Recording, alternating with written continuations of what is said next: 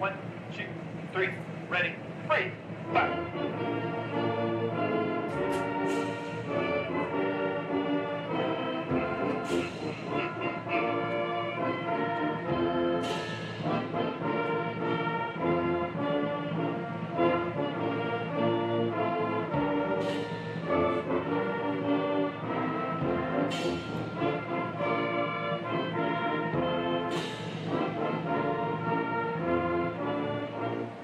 I can hear y'all.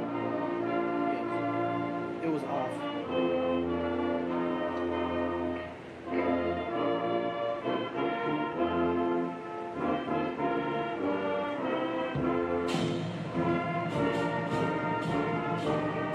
Watch me.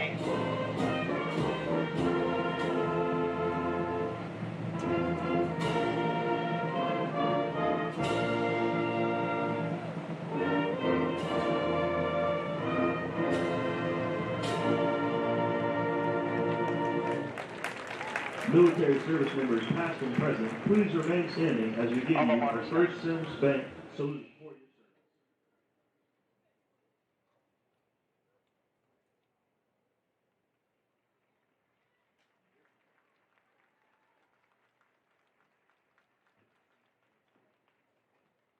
Introducing the Greenbrier Band to perform their alma mater.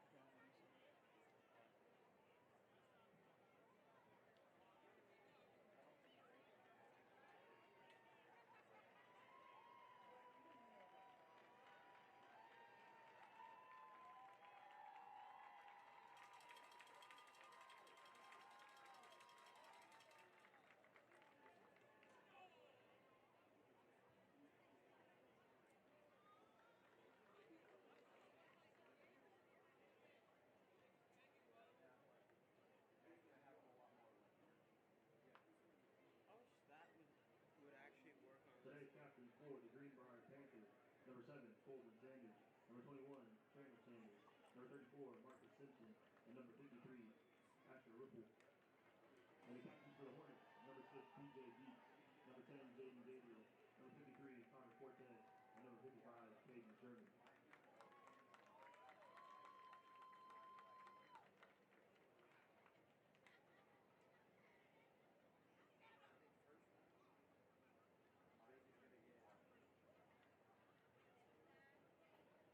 Greenbrier has won the toss and they will defer to the second half.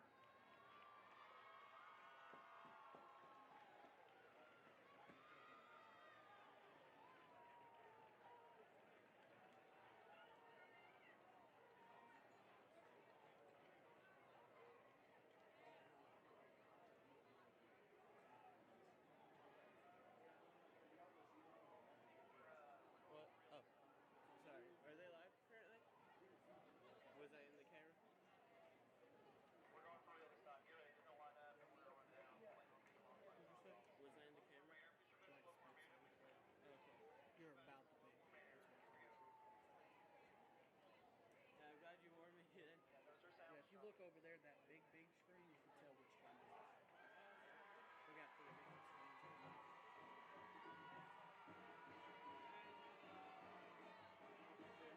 there. The right one. And you're the top right one over there.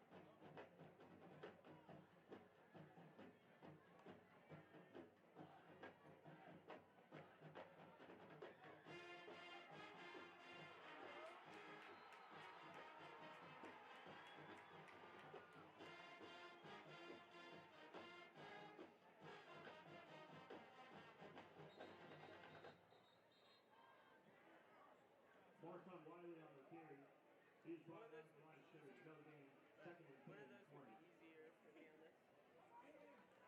Pan the crowd.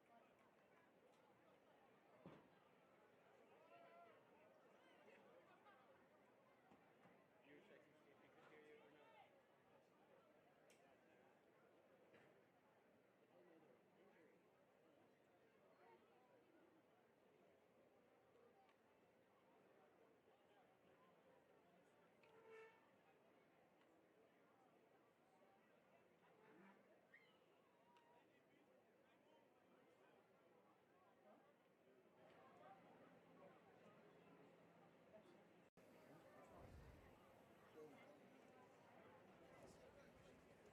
All right, maybe you can hear me now. Steve just realized everybody told us we didn't have any audio, so hopefully y'all can hear us now. Get off that camera. See if any of the comments come through and say, hey, we got you. All right, sorry. We should be good now, as you guys should have us now. And I think we're all good. We're just waiting. We'll see. All right, so we do have an injured player down. For all of what you missed, here we go. Thank you for joining us for our silent Count Porcula Barbecue pregame show. That's disappointing. I don't know how that happened. I plugged everything in, but somehow that one came undone. So, but we do have an injured Panther on the field. It is number 5, Mathis Polk. I'll say that again. Heard on the second play of the game. Like I said, not something you want to see. First round of the playoff, second offensive snap for us, defensive snap for them. You have a guy going down, but every step he takes looks like he's got a little bit less limp in his step, so maybe he'll be able to come back in. You hate to lose a guy, especially Mathis is listed as a senior, so you don't want him to be his last play of his senior year getting hurt. All right, let's try this again. Maybe you guys can hear us. Levi Warrior looks to get the snap. He'll get it. He'll fake the handoff, looking around. A little bubble, big hit at the 39-yard line. Who was that, Tyler? I can't tell. Tari. I think it's Tari. I mean, it looked like Tari running the ball. That's what he looks like when he's playing defense, hitting guys. Yeah, I think it was Tari Ransom. Okay, so good news, Tyler. The people like to hear us. That's good, yeah. They could have just kept their mouths shut. I know, right? This is better this way. Yeah, take that, Shelby. She always talks about how we're not funny or anything. Well, They were all wanting to hear us, so yeah. Yeah, no doubt. Hey, big ups to our chat as well for letting us know. As I saw that, I looked down, I was like, oh, no, that's great. That's not good. So here we go, as we'll hand this one away to the Coyote, trying to break free, and he is caught and yanked down. He is close. Yeah, he's going to be about 2 yards, maybe 3 yards shy of the first down. It's going to bring him a 4th down for the Hornets. A short little discussion here between head coach and offensive coordinator. Let's see, what are they thinking? He's contemplating it. You going to set the tone right here, Mop? He's looking at the play call sheet. Yeah, this is an interesting play call, especially against a team that is going to be run-oriented most of the way. You may want to force them to go down the field. Which they don't know that yet because they didn't hear us talking about it. Oh, that's right. Yeah, you're right. So that's a problem. A little pregame, I guess not even a preview, a remix. Greenbrier's going to try and run the ball. They got a lot of big guys up front, namely number 72, Joshua Thomas is a 6'8", 315-pound tackle. So we're going to punt the ball here, and we'll see him come out onto the field here shortly. But they got some big dudes up front. But we know we stopped the run pretty well as well. So it's going to be I think he was said. Yeah, they were trying to get it off. They was going to get a delay a game either way. 5 yards one way or the other. That did not go well. But it's going to be a battle of the strengths, as we said to ourselves in the pregame show. It was practice. It was all practice. Greenbrier running the ball, Maumelle trying to stop the run. And then we also talked about brother versus brother, coach versus player, all kinds of stuff going on here. Yeah, there's so much fun stuff that now at least it's in our notes in our brain, and we can talk about it again later. That's just a – Warren Benson has it blocked. This one is blocked, picked up by Greenbrier, and trying to be run back down. Oh, and a flipped tackle at the 20. That's going to be a penalty, right? Yeah. You're going to get a PI roofing penalty as Garrett Matheny, who got the recovered the blocked punt, then spiked it at around the 19-yard line. And so after all of that is said and done, they're basically going to get the ball where they would have if we would have went for it and not gotten it. Now you wish you would have went for it on 4th down. And that was one you've got a personal protector back there for the person that comes through right there, and he didn't put his body in between the defender and the punter and just lets him slip underneath and get a pretty easy block in terms of blocking a kick. Typically, if you block a kick, it's not going to be that easy, but he kind of got back there, got through your personal protector without much trouble, and got a pretty easy, clean block on it. So our official, he actually pointed the wrong direction, which definitely went to the ire of our fans. Brought a chorus of boos. Now they owe him a cheer, I believe, here, as it was adjudicated properly. It'll be 1st and 10, Greenbrier at the 33-yard line. So motion here for the Panthers. They'll hand this one away. That is Hassan. Hassan to the left side. He's going to be pulled down after a gain of 2 down to the 31-yard line. So I'll just talk about this size that you got a little bit up front. So 72 right tackle, 6'8", 315. 75 right guard, 6'2", 270. And we'll get the other ones here in just a second whenever I get all those numbers. Jack Palmer is the quarterback, 6'4", 185. Good sized young man. They got motion out of the slot. They'll go to Hassan again, left side. Hassan, nice cut. Hassan, a lot of room. Cuts back inside the 20, down to the 15. It'll be an Acre Pharmacy first down for the Panthers into the Chris Boyd Law Firm red zone. And that's what they're going to do because you got center number 53, Asher Ruppel, 6'2", 285. Left guard number 70, Lane Morgan, 6'2", 300. And then left tackle 77, 6'3", 270. So there's not a guy that's under, 265, 270 on that offensive line. They're going to try and run the ball and lean on you all game. Now they'll split Hassan out, empty it, screen or a little slant over the middle. Caught, touchdown Panthers as Trenton Mosley with the catch. And just like that, the Panthers strike first, 6-0, pinning our extra point. So, Jack Palmer, he motioned out his running back, kind of spread it out, get the defense spread it out. And they really let Connor Forte was coming free, just didn't have time to get there because it was a quick pass from Palmer. He threw it behind Mosley, but Mosley was able to stick that big paw out there and bring it in one hand and get in the end zone. Yeah, I thought it was a screen pass with the way our D-line got in so quick. But touchdown Panthers. Left-footed kicker. Oh. And they bobble the snap on our Kids Being Kids Therapy. Extra point going to be intercepted, but they can't return it.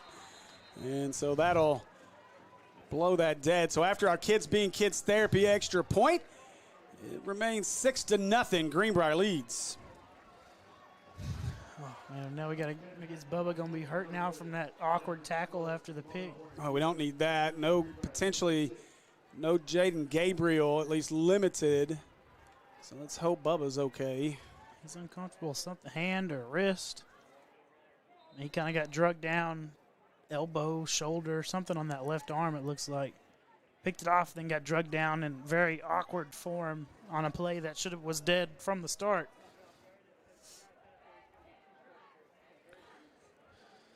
All right, so we await our Ankles kickoff again here as we got Wiley and Is it still Christian Jackson, I believe. That's who it has been all year. So Alarcon ready to kick this away. He may have caught a break with that bad snap considering how the way he boots the kickoffs. This one into the end zone. So that'll be a touchback. So offensively, definitely not the start you want. 3 and out, block punt, big return that did get called back a little bit, 15 yards for the unsportsmanlike afterwards. But and then 3 plays, 2 big ones for a touchdown. It's just overall not how you want to start this game. So now you need the offense to kind of sustain a drive here a little bit, get some momentum back, because right now Greenbrier's got a lot of it. All right, so let's see what this offense can do. Again, Wiley in the backfield. We're going to see a lot of the Coyote tonight. It is his game with no Jacob Henry. See if they go back to the air. First play of the game, obviously. Looked for Jackson Hampton on the big play and got the pass interference, but then the drive stalled out. Warrior away to the Coyotes, being chased from behind. Oh, got hogtied, and there's the PI roofing penalty. Wow, Wiley got taken out by the head. And he hops right back up. in his defense, whenever Wiley's running like that, he's got good pad level. I mean, he's pretty low to the ground, so you just grabbing what you can grab to get him down, and that just so happened to be his head, which is obviously a penalty. It's just a little bit tougher to miss whenever there's not much room to grab.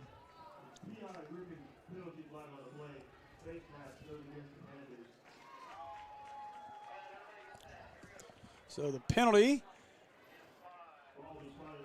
moved the Hornets out across the 35 to the 37-yard line. We're going to be 1st and 10. So 2 offensive possessions, 2 15-yard penalties on the first play. Hopefully we can do something with this one. I want to say thanks to Tamsy and the folks at American Pie Pizza that scored a touchdown with some pizzas and Pizookie tonight for our crew. All right, Warrior gives it to the Coyote. Trying to find space, but Greenbrier clogging it up over there on this side of the line. Maybe 2 yards on the play to the 39. It'll be a 2nd down and 8. Good play by 47, Ethan Quattlebaum for the Panthers. He had those guys pulling. He got in the hip pocket and just ran down Wiley, where whenever he made that cut, wasn't anywhere to go because you had a defensive lineman in the hip pocket of the pullers. It's good technique up front.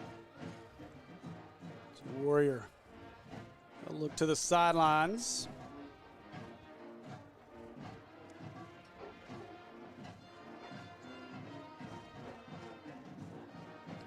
Warrior finds his man across the 45, across midfield, into Panther territory. Crossing back across the field is Warrior Benson across the 25, 20, 10, 5, 4, 3, 2, 1. Give him 6 as Jackson Hampton goes the distance on the touchdown, 61 yards. And just like that, the Hornets strike back.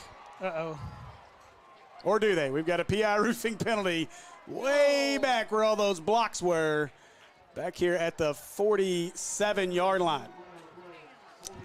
It's never good whenever I look back from the end zone and I see some Hornets still standing at midfield.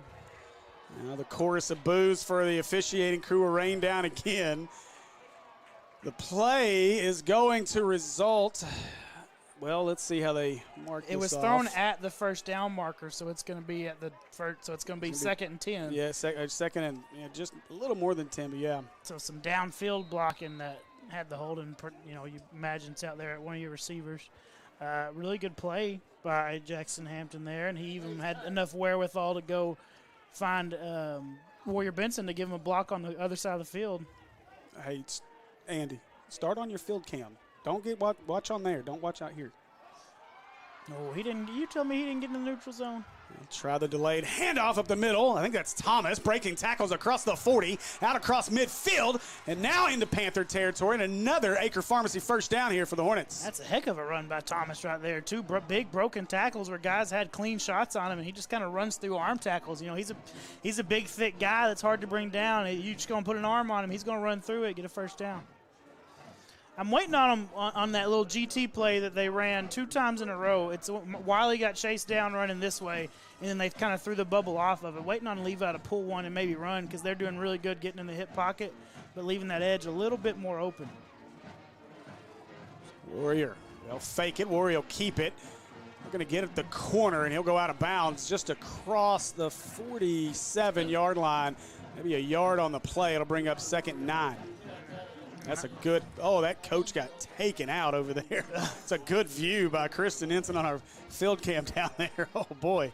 Somebody got taken out on that sideline. Somebody call the trainer for the coach. That's when they're going to have to figure out what they want to do with they like that GT where they're pulling their guard and tackle, but they're doing really good getting in the hip pocket. Going to have to try and figure out how they're going to combat that technique offensively. Cantrell, the basketball game will start about 7:30, just FYI. Warrior drops, wants to throw. And did he make the catch? No, going to be knocked out. Almost picked it off. Yeah, knocked away as he was slipping down. It's Warrior Benson. And a good play there by number 6, Ethan Smith by Greenbrier. And I think the scoreboard operator's given up on down and distance, yards, everything. The game just started. They're just doing they're just doing time and score apparently. It's not, no, I know it is. And so it is going to be 3rd down and right at 10.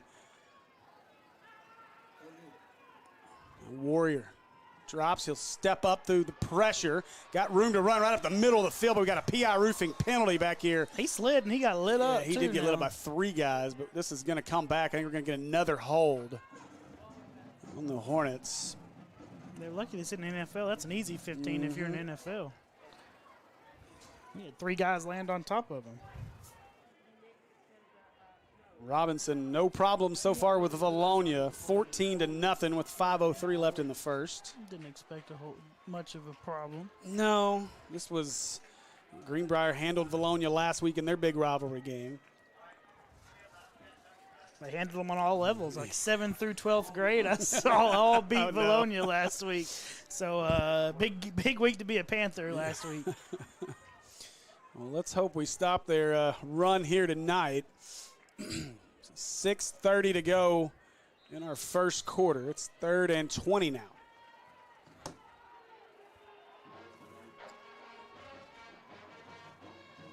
Warrior, they'll give it away. Thomas Jr. right up the middle. A good opening by the offensive line. Net about 6 on the play. Back to the 49-yard line. 3rd and 20. I mean, you just run the ball. Imagine here comes punt. Yeah, that's one where if we can chunk one right here, then we have a chance to go for 4th down. But if he gets tackled, just going to punt the ball and try and make them go the distance of the field this time. Hopefully get the punt off. Make them have to go more than 30 yards with the ball. Trendon Mosley, who caught the touchdown pass earlier. I was sitting here looking at some notes. 4 passes last week, 2 of them for touchdowns out of there. So he just catches touchdown passes. Warrior Benson this time blocked up good. He gets a good punt away. Fair catch that. I think so, yeah. A little, just barely. So fair caught at the 15. That's where Greenbrier will start. So now you're going to get a more extended look, a little bit more of a look at the offensive line versus the defensive line battle. We got not a big change this time. We know big changes kind of affect what you're going to do offensively and defensively. So just a regular possession here, having to go, 85 yards, so kind of see how this battle continues. Yeah, and this is what you wanted after the last possession. Instead of, obviously, the block punt changed that. So Palmer gets the snap. They're going to throw. Got his man. Oh, what a defensive play. Hornets were all over that one as Ransom read that one like a book. Yeah, nobody able to get a hand on Ransom. He shoots it. He sees the ball coming. He triggers. If he's a step quicker, he might undercut that and pick it off. But he's still able to kind of bring the boom and make a pretty incomplete pass. Trying to get some score updates here real quick as looks like Warren's up big on CAC 21-0. Game's just started. I know. Now Palmer as McFadden bails out a little bit here in coverage with Show in the press. Now they'll bring pressure off the end, and Hassan stumbling, and he'll go down after a short gain. Timmons in pursuit on that one. Yeah, I think that's BJ Beats that just gets just enough on him to knock him off balance. BJ's got a big test tonight. BJ's lined up against your 6'8", 315. He's got his work cut out for him, but makes a good play on the run ball carrier right there. So 3rd and long here for Greenbrier. 3rd and about, not too long, I guess. 6 here. They need the 26-yard line. So Palmer with Hassan when it's showing a pressure look.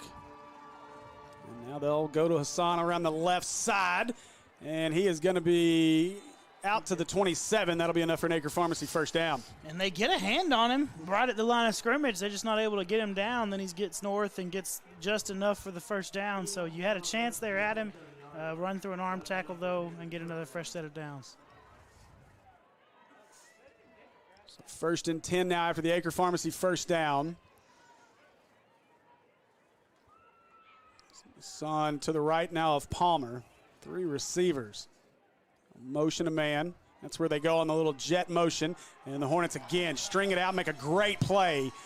As they'll pull him down. Palmer amongst others back there for the Hornets. Yeah, Palmer this time just coming up, setting that edge, little pop pass. They're going to struggle. It's going to be hard for them to get on the edge against this defense with the speed that they have. They've tried it a couple times here. You see Tyree Ransom once, and then you see Palmer coming down setting that edge really quick from their safety spot, making it hard on them. So Hassan now motion for Greenbrier. Palmer gets the snap. They'll go to Hassan. Hassan trying to get around the right side. He is hit in the hole and dumped. As who is that? That's going to be Jonathan Williams on the play. J. Will gets a hit. And JG's out there, so that's good to see with the foot that he had going on from last week. But a big play by BJ Beach right there on the edge. He kind of handles that guy. He gives him a little pop and gets him off balance and is able to string it out enough to give J. Will enough time to get there. So good play by Beats on the edge right there as well. All right, so another big third down. This one, third and about 11. Palmer. Looking screen. Hassan makes the catch. That's a hold. He tackled. Yeah, there it is. Hassan makes a couple of cuts out across the 40, all the way out to the 45. That's a lot of running for nothing. As Big 72 tackled his man. Listen, I feel terrible for JG because he landed on top of him. That is not comfortable. Man. Listen, Coach Mop said they have gotten more holds this year than anybody we've played as well. So there's the first one, hopefully, of many that get called tonight on Greenbrier. So we'll do third down all over again. Now third and about 17. Yeah, come out in an empty set this time.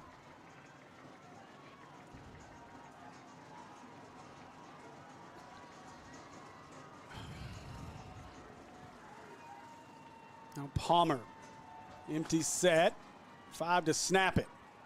Bobbles the snap, looking to his left, now over the middle. And too high on the throw. And incomplete. It'll bring up a fourth down for the Panthers. Garrett James, your intended receiver there. You had 3 Hornets, really. J. Will was there. Maybe McFadden, Timmons, Palmer. There was a few of them around there. Would have been a really small window if he could have fit that ball into. One that's probably not going to happen too much at the high school level.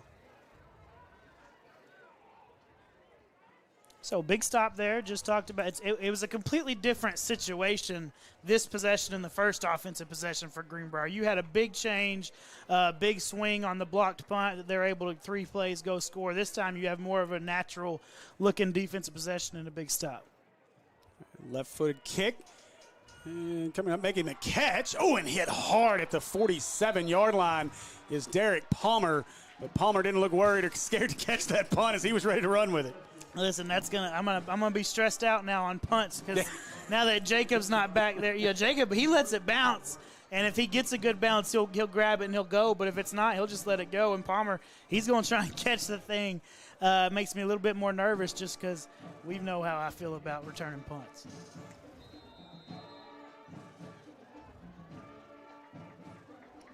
Warrior look to the sideline to get the call in from Burcham.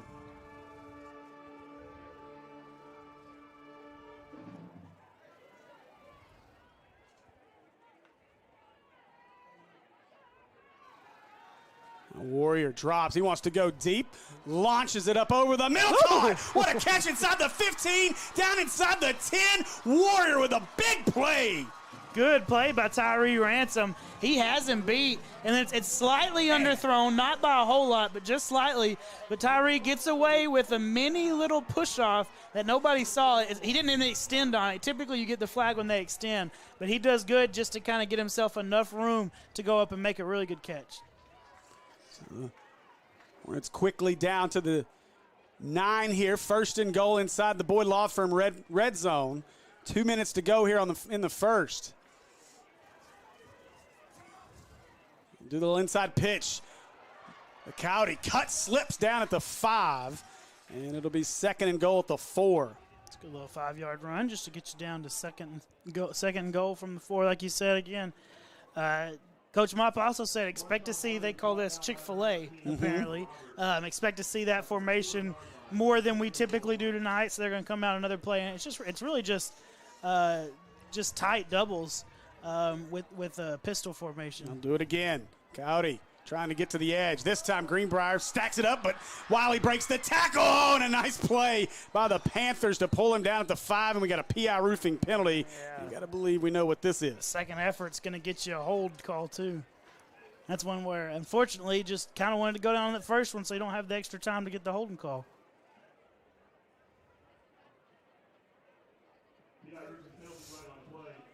Reagan Rihanna asked, she's senior cheerleaders from Maumelle, said, where is our score? That touchdown got called back due to a holding penalty earlier. So much like this holding penalty will back us up. So with 1:20 left in the half, Hornets with a mistake here, going to back them up to the 14-yard line. It'll be second down and goal. And now trying to figure out who's supposed to be on the field is Warrior Benson. Hampton will switch sides. So we got 10 on the play clock here as Warrior claps his hands. Fakes the handoff, throwing right, high throw, makes the catch. Oh, what a block, 5 inside, and touchdown Hornets, but this one's coming back. Another touchdown going to be wiped off because of Laundry. Oh, man. Going to get a block in the back, and he did give him a little push.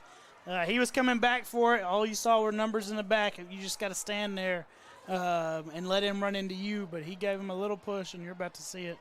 Steve's looking for it on the replay. Whoa. It's just enough of them. It's just enough of them to throw him off balance. They're going to throw that flag. Yeah, I was looking at, was that Lucier on the far end? I thought that had a good block, but I didn't see who that. I think that was that Forte that was out there. Looks like he's the one that was walking from that direction. Yeah. I think Lucier had a good block. That's the one I had my eyes on. All right, so we'll do it again. Second and goal from the 21. Greenbrier shows pressure. They'll do a little inside pitch. Got room. Across the 15, trying to break a tackle. And it'll be yanked down by the Panthers at the 13-yard line. It'll bring up a third and goal. Just keep getting chunk and chunk and chunk, but then you move back an even bigger chunk every time you get a penalty, so it makes it difficult to get anything going offensively. You've looked good on this possession. Just keep getting backed up. You got to make sure that you keep the Laundry off the field, play within the rules, unfortunately, and keep going forward instead of backwards. Kind of that whole one step forward, 2 steps back. That's going to do it for our first quarter of play. After a quarter, the Hornets trail 6-0. We'll be back here in just a few minutes. More Hornet football on the Maumelle Sports Network. Come see us today at American Pie Pizza. Enjoy our pizza by the slice daily from 11 a.m. until 2 p.m. Or catch one of our daily specials like $2 Tuesdays and get $2 off any large pizza. Are wings more your thing? Monday nights are Wingtastic Mondays. So get all the wings you can eat for just 69 cents a wing. And don't forget about the incredible cheese dip. Then to finish it all off, be sure to grab a Pizookie or one of our other amazing desserts. So head over to 9709 Maumelle Boulevard and let our friendly staff serve you today. Call ahead at 501-758-8800 or order online at www.ampiepizza.com. Live free and eat pizza at American Pie Pizza.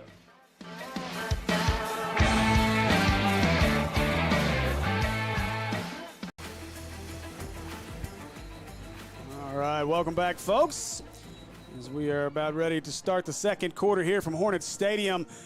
First round of the 5A playoffs, and the winner will get the winner of Parkview and win.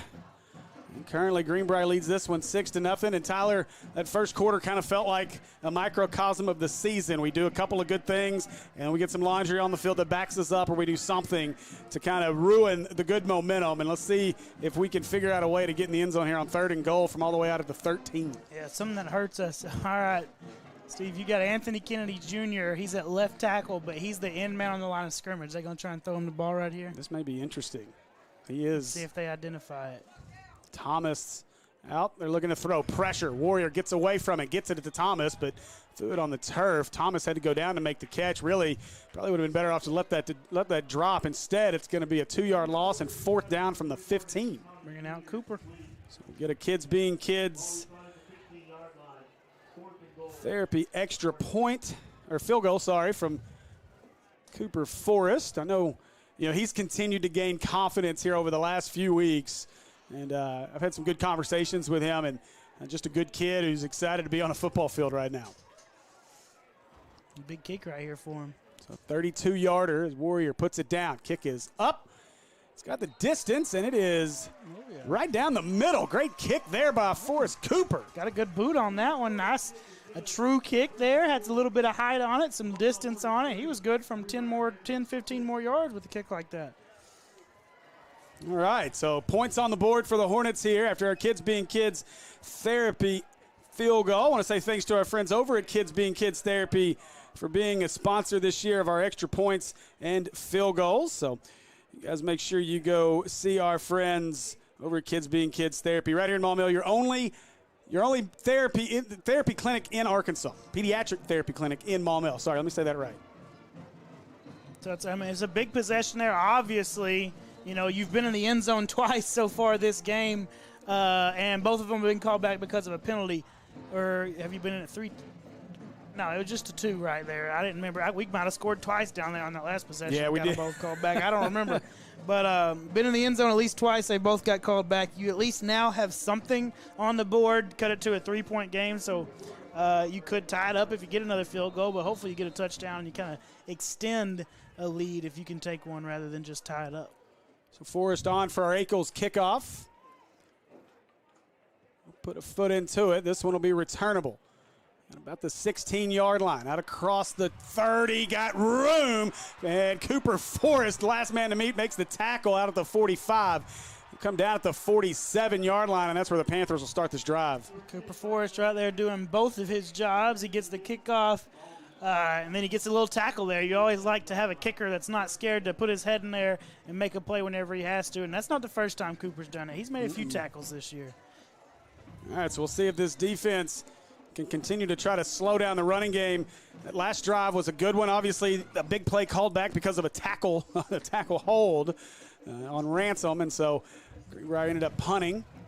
We'll see if the defense can hold them here. 1st and 10, Palmer with a sign in the backfield. They'll give it to Hassan, and he is met maybe 2 yards on the play out to the 49. Palmer comes off the edge there to at least get enough on him to slow him down and let the defensive line kind of crash down on him, get him down for a short gain. For those of you guys asking about the basketball game, they are not allowing any live streams from that showcase event this year. No pay-per-view, no nothing. We didn't get any of that. So we got 12 in the formation. We're going to get a substitution penalty, so a PI roofing penalty. But anyway, no basketball coverage of the matchup showcase this weekend. But I will keep you updated with scores as I've got someone sending me scores. Yeah, you got a guy? I got a guy. He knows somebody that knows somebody.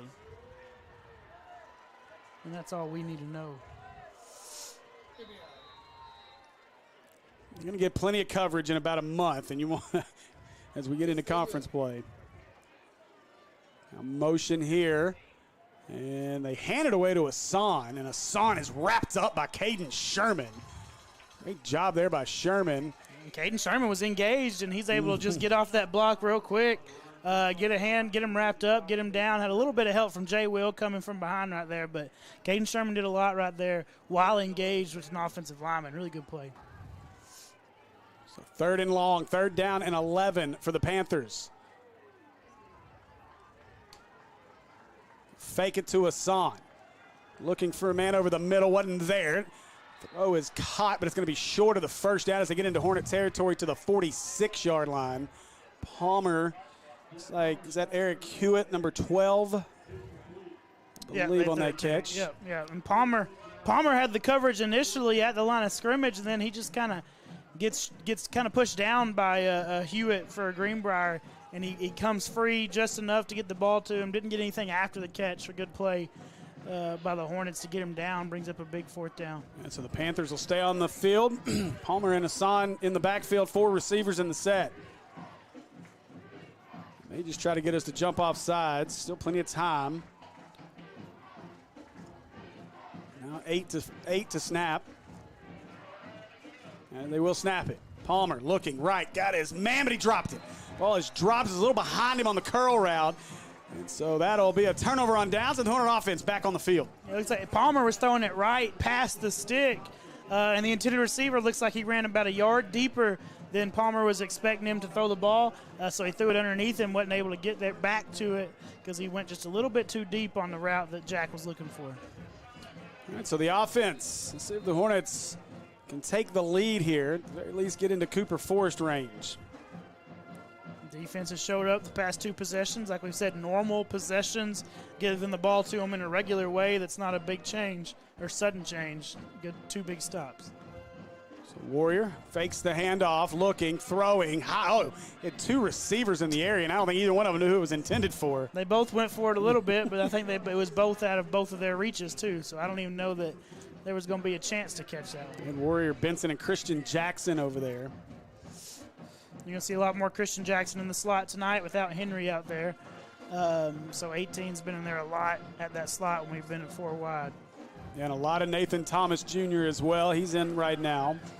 I wonder how Bubba's doing after that tackle early.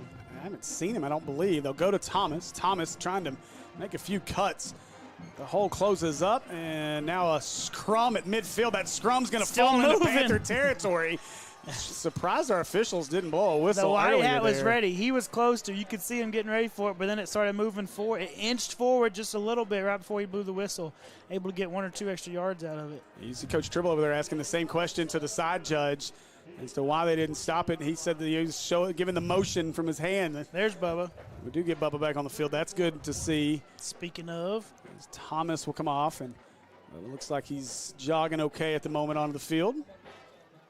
was it with that left shoulder, left arm, so kind of we'll see what goes on if he gets to touch the ball there, but he's not holding it gingerly anymore. 3rd and 5, Warrior looking, throwing into the slot, got his man, Ransom, trying to make a guy miss, and he'll go down smartly at the 39-yard line as that's enough for an Acre Pharmacy first down for the Hornets. Yeah, good ball, good catch. Ransom found that little spot, soft spot in the defense right there, sits down, Levi finds him with a good ball, big first down.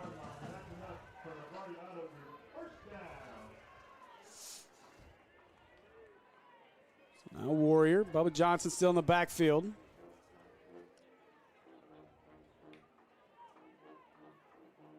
Gets the snap. Looking over the middle, got his man out there, got to step it short. That's interference. Did he catch it, though? No, he didn't. Oh, I think they're calling it a catch, yeah. No, he didn't catch it. He didn't even have the ball. The ball's sitting on the ground. Okay, sorry. I thought our official was trying to mark it, but he was just telling him to stop the clock. So a PI roofing penalty. I thought it was a heck of an effort down there. That's like he definitely didn't have the ball in his hand. My fault. He was asking for a flag.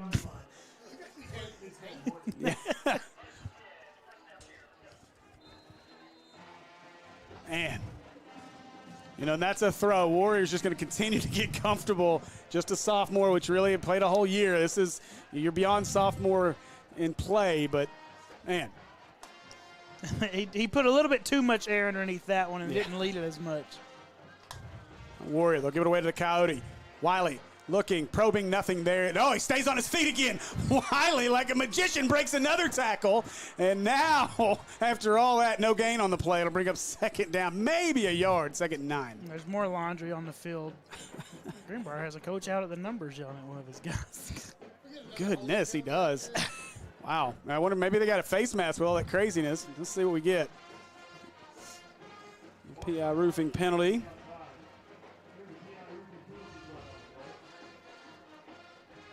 Nathan Thomas coming back out. Maybe the Nathan Thomas show tonight at running back. He's the guy that's kind of giving you the most runs so far. A lot of discussion going on. I was going to say, I don't think this is a hold with the amount of discussion we have. Wondering if it's a formation thing, if they're talking to both side judges to be sure. Now maybe we'll figure this out. And it is, you're right.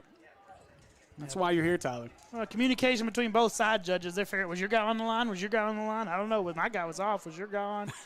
Yeah. This is why we have Tyler. There's no other reason those two guys need to be talking on opposite ends of the field unless they're trying to decide if they had enough guys on the line of scrimmage. All right, so another penalty against the Hornets. Negates all that running that Wiley did. For 1.5 yards or so. So Thomas now in the backfield. Warrior wants to throw. He's protected, steps up through the pocket, and he finds his man inside the 20 as Warrior Benson down to the 15, and he is going to be right at the sticks. He's going to be about a yard shy of an Acre Pharmacy first down, but down to the Boyd Law Firm red zone. And one thing, Levi's had some pretty good time tonight. They've been able to get some good protection up front, and they're not sending a ton of guys. Greenbrier, they're dropping a lot of guys to defend the pass, but whenever you're doing that, the offensive line's really standing tough. giving Levi time. He rolls out a little bit there, not so much out of necessity, just because you kind of start getting that itch in the pocket because you've been there too long. So he gets out of there, gets a good pass to Warrior Benson. So 2nd down and a yard. Nathan Thomas in the backfield. Now go to Thomas. Thomas, he's got the first down. No, he does. Yeah, he's got the first down. Sorry, down to the 11. So if it was 2nd and 1, he definitely got it. That'll be enough for an Acre Pharmacy first down. That's one where I almost would have liked him to kind of pull that because 5, so Polk, he is back in there. That's good after that early injury for him. But he came creeping down late right before the snap. If Levi could have pulled that and just dumped it off to Ransom in that trip, so we would have had the numbers on the edge over there.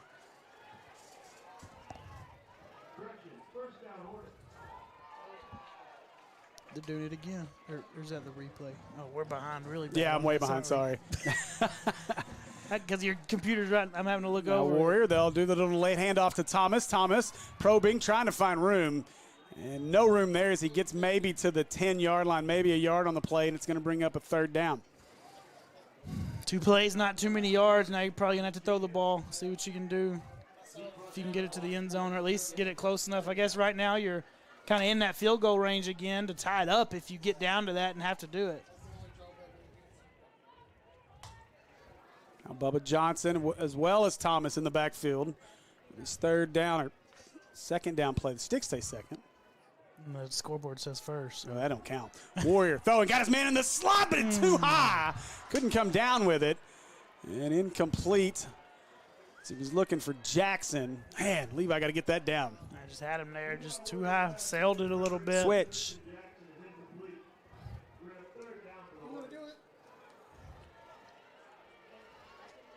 So maybe it was 2nd down. I thought it was 3rd too. I did too. Yeah, so.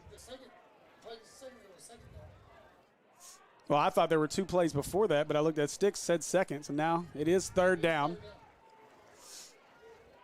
So 3rd down, they can get a first, just inside the 1.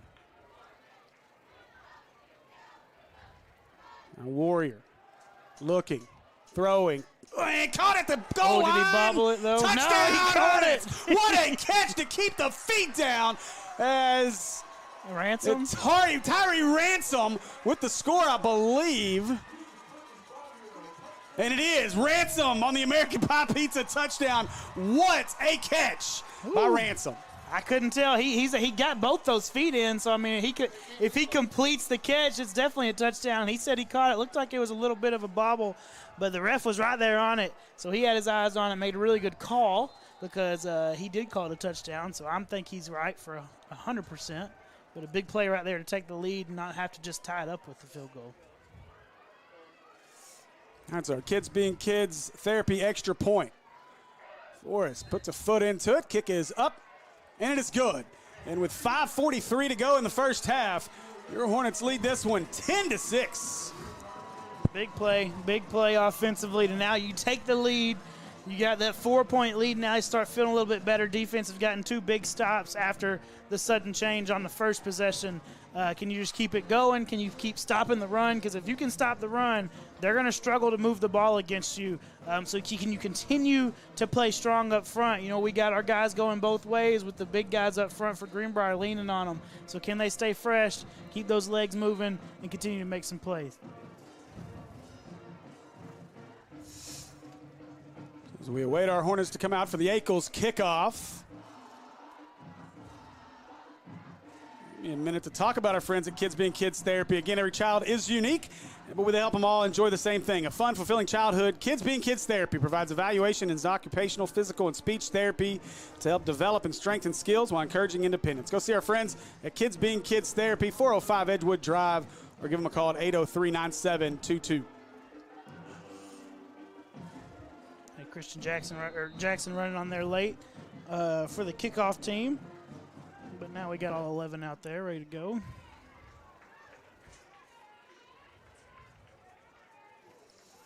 Forced high kickoff this time. And again, returnable from the 16. Out across the 25.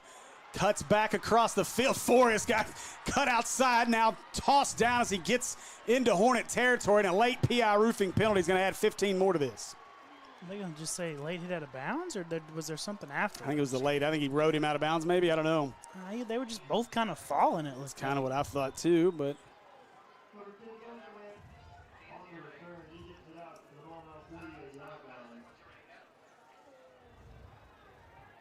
Cooper at least gets to slow him down that time. I don't know.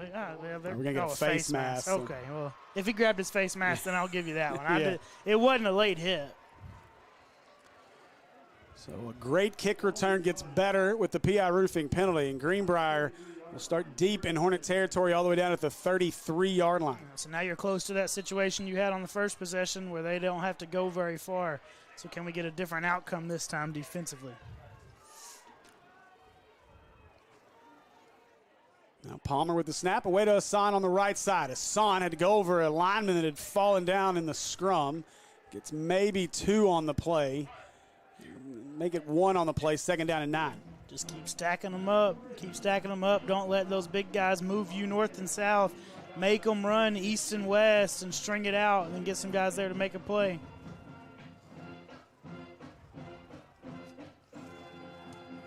So 2nd down and 9 as Palmer put a man in motion. He'll fake it to Hassan. Now they want the throw over the middle and knocked away. Oh, buddy. A good job. Who was that? It was about to lay. Yeah, it's a good job by JG to lay off the hit. And before that, really good coverage by Timmons running across the field with him. It really all started with Timmons being in good coverage and breaking that up. Now, had Timmons not been able to break it up, JG was gonna lay a little lumber right there, and we'll see what we never know what would have happened there. But he was ready to bring the boom right there. So he's not very happy about it afterwards. He said, I wanted that hit. So 3rd down, they went empty. Now Hassan into the backfield with Palmer. They'll give it to Hassan. He cuts up the middle. A nice cut, but he's going to be short of the 1st down, but it'll be a 4th and manageable down at the 26-yard line. 4th and 3 gets enough to just make it, 4 and 3 yards. They're an offense that it looks like they might kick it.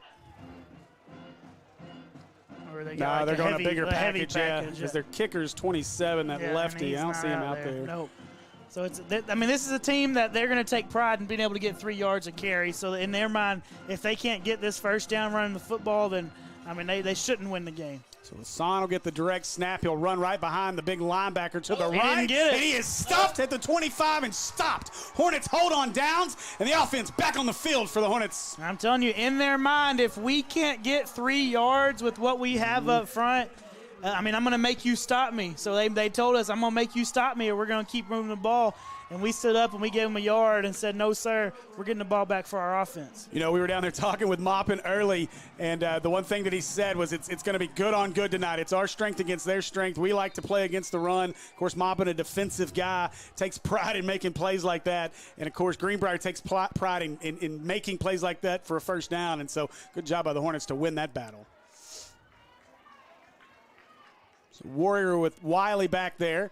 They'll throw to Wiley. Makes the catch at the 20. Wiley across the 25, looking for space out across the 35-yard line. That'll be right at the sticks and enough for an Acre Pharmacy 1st down to the 37. And that's what you want to do with a guy like Wiley, especially in a game like this where they've got – because they're big up front on defensive line too, just looking at them down there. They're big, thick guys up front. So if you can get him on the edges and then let him show his speed and run past some guys, that's where he can really hurt them offensively. 1st down, Warrior, 4:13 left in the half. Drops, looking, throws to his left, got his man in the slot. That's caught at the 48. Makes a man miss across midfield. Spin move down to the 45-yard line, and another Acre Pharmacy 1st down for the Hornets. Good route by Jackson. Greenbrier's really starting to bail out now in the defensive backfield because we've tried to throw it over the top on them a couple times. We've caught one, and we've got PIs on the other 2, so they're giving us a little space. Christian does good. Setting them up and then cutting it out, and a really good ball by Levi, just putting it in the open spot of the field. So 1st and 10 as they get into Panther territory. Warrior, now they'll hand it away to Wiley. What a push by the line. Wiley down to the 40, make it the 41-yard line. But really, he went 4 yards before he's even touched, but we've got a lineman down. It looked like Lucier. And Lucier may have gotten run right into the back of on that run. Let's see. In the chest. Yeah, I think it's... Let's hope Lucier is okay. Oh, yeah, he caught it right up, maybe up under that rib right here, yeah. Riley ran right into him because he turned around. He just kind of got turned around on his block and opened up to take a shot right to the breastplate. Yeah, you hope that that's just that, knocked the breath out of you and didn't catch a rib or anything, but a scary spot for sure where he got hit. So, but he's up now. I think it was maybe just knocked the breath out of him more than anything. He said, Coach, I just can't breathe. So, Lucier will have to come off for a play here, but looks like that's probably going to be it. There's nothing that's worse than those first few seconds of having your breath knocked out. Like you feel like you're about to die. Like I don't have anything in there. What am I supposed to do? And it gets a little, it's a little scary at first, but then it starts coming back, and you're like, okay, maybe I'll be all right. So London McEwen will replace Lucier. Got the width, loses the height here. Now they'll fake it. They'll throw it. Wants Hampton, and Hampton dropped it. I don't know. Hampton was going to have to make a move to make something happen. Well, I think he felt that coming. I think he was trying to catch it as quick as he could because he knew there was a missile coming downfield to come hit him. So he just tried to catch it too quick and just didn't finish the play. That was Jackson Barnard that was coming after him. You got to remember they had, was it Joshua Smith last week for Robinson, that coming from that position, he was a guy that was really coming. So they're used to a guy coming from that safety spot and shooting down and making some big plays.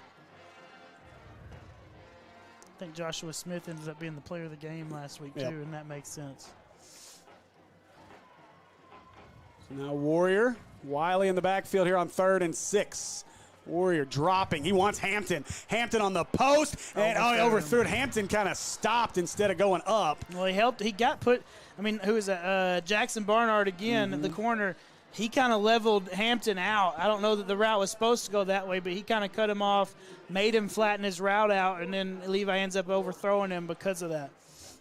Looks like the Hornets will bring the punt team, or just Warriors asking to go for it. They've got time to make a decision. They are. He talked him into it, I think, or maybe they're discussing the play call because it's no man's land here at the 41. May have been the decision to go for it, though. Nope, now Warrior comes off and they will punt it. So he almost talked him into it, Tyler. Yeah, I mean, Warrior was asking Coach Bertram if he could go for it. Bertram looks at Coach Mop, and Coach Mop said, no, we're punting the football. He put a real quick end to that one. Oh, and a good kick. This one's looking for the corner. Jackson as well as Timmons are chasing it, and Timmons will down this at the 4. Catches it a little bit earlier than you might want it to, but he also may have got nervous that it was moving a little bit too fast, and you wouldn't have caught it on the second bounce. So 5-yard line, I'll take it. You know, it's not as good as the 1, but it's pretty good. I think it was that first bounce that really kind of made him nervous. It had a long because it roll. looked like it was going to go right for the corner, but that ball cut back, and so it's probably a good play by Timmons. We'll take the 4 over the 3. Better safe Over than sorry on that one. Yeah, because that's a 15-yard play. If you don't grab it and it gets away from you, now they're 15 extra yards from where they're at right now. So I like Maupin playing the field position game here. Yeah, for sure. Defense has looked really good after that first possession. Especially here against a team that you know is going to want to run it, although they're empty here. Palmer, the backfield, Hassan's over in the slot with the 3 receivers to the far side. Mosley. They're going to motion Mosley. That's where they go with it. Mosley, and he's wrapped up. Oh, he dropped it. Boy, he was wrapped up at the 1. A great play again. He almost got it down to the 1. The Hornet defense was all over him on that one. Tyree again, they're going to quit trying to throw that bubble on Ransom's side. At some point, they're going to figure out, it's tough to block that guy. Tyree, I mean, he's first player of the half so far. Yeah. He's got a touchdown. He's got a couple big plays on the little bubbles out there. So now they'll move Hassan into the backfield with Palmer. And they'll hand it away to him. Looking right. Cuts off the first tackle. What a good play. Jay Will didn't let him by as he tripped him up. It was a good cut by Hassan. Yeah, he just gets just enough on him, gets that leg out from underneath him, makes him lose his balance, brings up a 3rd and long.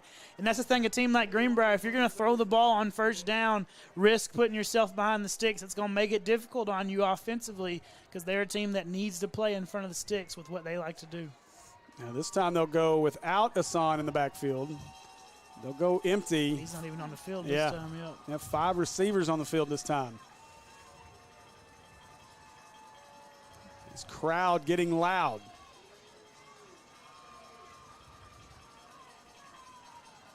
Palmer looking, steps up. I wonder if he can run it. Got yeah. some room to run. Oh, boy. There you go, Caden. Good job by Caden Brooks, because Caden Brooks was about to lay him out. He was ready. And Coach Mop's going to use one of his timeouts, give his offense all 2 minutes here after the punt. But Brooks, he was ready. He knees bent. He was ready to bring the boom. And Palmer said, no. And honestly, Ty, from our angle, it looked like he went right through him. It was a great job by Brooks to go right over the top. And I was wondering, pre-snap, they're emptied out like that, and then we've got our D tackles that are spread out. There's really nobody over the center. We're kind of in like 3 techniques outside of the guards. So if you want to run a quarterback draw, if Palmer can run, you've got a little bit of room there. It wasn't a quarterback draw, but he didn't have anywhere to go. But you definitely open up that middle without anybody spying him. Yeah, it was a good play. Williams was there, too, kind of in pursuit and pushed him that direction. So it was a good job by the Hornets. And that's good by Brooks being able to come off of his receiver. You know, you're playing man coverage. Your eyes are going to be on your receiver. You're not really looking in the backfield as a defensive back, but being aware of the situation and what was going on and coming off of that to make Palmer slide.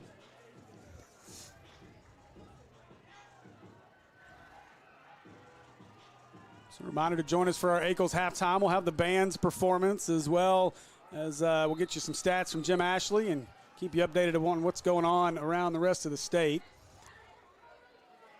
Alarcorn in to punt. Oh, he just got it away. High punt. Nobody back to return for the Hornets, though, as it takes a Hornet turn right at midfield. That's where it'll be down. The Hornets will be 50 yards away from pizza here on this possession. He about got his personal protector into. He took a while to get that one off. He about got it blocked by his own guy. Panthers coach is probably going to want him to get that off a little bit quicker next time. Yeah, you know, we saw some of that. I was on the Sylvan Hills call last week. We saw a little bit of that where it just kind of took your time, then kicks it away. And, well, that's dangerous if you decide to bring that pressure. Wiley's out here at the slot with the two-man I wonder side. if they'll send him on a go or a little screen, one or the other. They're going to run quarterback draw. It's Warrior right up the middle. Face mask or shoulder pad? I think he gets shoulder pad, yeah. And he's going to be about a yard shy of the first down. Let's go move with a little bit of urgency here, just under 2 minutes, but a good 9-yard play on first down. Whenever you're starting at the 50, a 9-yard play is not too bad in 2 minutes whenever you're that close to the end zone already if you move fast. Yeah, already down to 1:30 to go. This time they'll hand it away to White. Nope, faked it. They got Hampton on the screen. Hampton with a blocker in front, cuts inside. And Hampton's got the Acre Pharmacy first down. Now you want this play to stop. It does. They stop the clock at 1:23 after the first down. Let's see if we get the home cooking on the clock here. You better. Yeah, we're getting a little bit of it because the White Hat's saying to run it. There it is. Goes. Okay, we got 5 or 6 seconds there. Now Warrior with Thomas Jr. in the backfield now.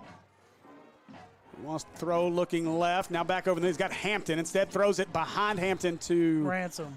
And Ransom dropped it. And I don't know that Ransom was completely ready for that because Hampton, he had the shorter route, but he also was further away from the nearest defender. So I don't know. So Ransom may have thought that was going to be Hampton's ball. Then he threw it behind him and it hit him right in the face. I just don't know that he was completely ready to make that catch. I think Hampton's definitely who you wanted on that play. Now it brings up a 2nd and 10. Greenbrier shows some pressure here off the edges. They're bringing it. They'll give it. No, Warrior kept it and overthrows his man, intercepted. Warrior maybe panics a little bit looking for Ransom, overthrew it. That one's intercepted by the Panthers. And they'll take over with a minute left in the first half. Yeah, and pre-snap, Levi saw him coming, so he knew when he snapped the ball. He still rode his fake a little bit, and that took away some of the time he had, so then he felt like he had to get rid of it. So he takes a couple hitch steps up and just lets it go. And, he's trying to get rid of it so quick that he overthrows this guy right into the safety's arms. Bologna did try to make it close. They got it 28-14, but a 17-yard touchdown pass. Robinson, now 22 seconds left in the half, and that one's become a scoring frenzy, 35-14. Wow. All right, so the Greenbrier offense with a minute to work with. They have all 3 timeouts? Okay. Yeah. I can't trust that up there. I didn't think they'd call one. All right, so 1st and 10. They'll give it away to Hassan on the right side, and oh boy. He hit a wall and spun forward to the 25. He hit an Man. offensive lineman. He hit Dalton Strader 75 square on the side of him, and that's, again, we've already talked about 6'2", 270. So he ran into a pretty strong, big, heavy man right there. Goodness. Palmer wants to throw, and that one's Dropped. Dropped it. That'll stop the clock with 36 seconds. It's weird he didn't catch that. I don't know. He had both hands on it, but then as he stepped out of bounds, he just lost it. It was a lot like that curl route, though, that little out that they ran earlier on that fourth down play, though. It just wasn't a good throw. Yeah. It was catchable. That one was more catchable than the last one, but either way, it's 3rd down and 8. Maybe 7, somewhere in that neighborhood. Palmer wants to throw. Got a man. That's Mosley over the middle. Williams can't bring him down. Out across the 35 to the 39-yard line. It'll be an Acre Pharmacy first down with 30 seconds. Timeout. Yeah. And it's a good design route because Jonathan Williams has to come underneath the ref. They're running that crossing pattern and throw it right before you get to the ref. So now Jonathan Williams has to come underneath him or go over the top of him to try and make a play. And he decides to try and go underneath and just can't chase him down. I want to say thanks to our friends over at Akel's Carpet One Floor and Home. Make sure you join us for our Akel's halftime.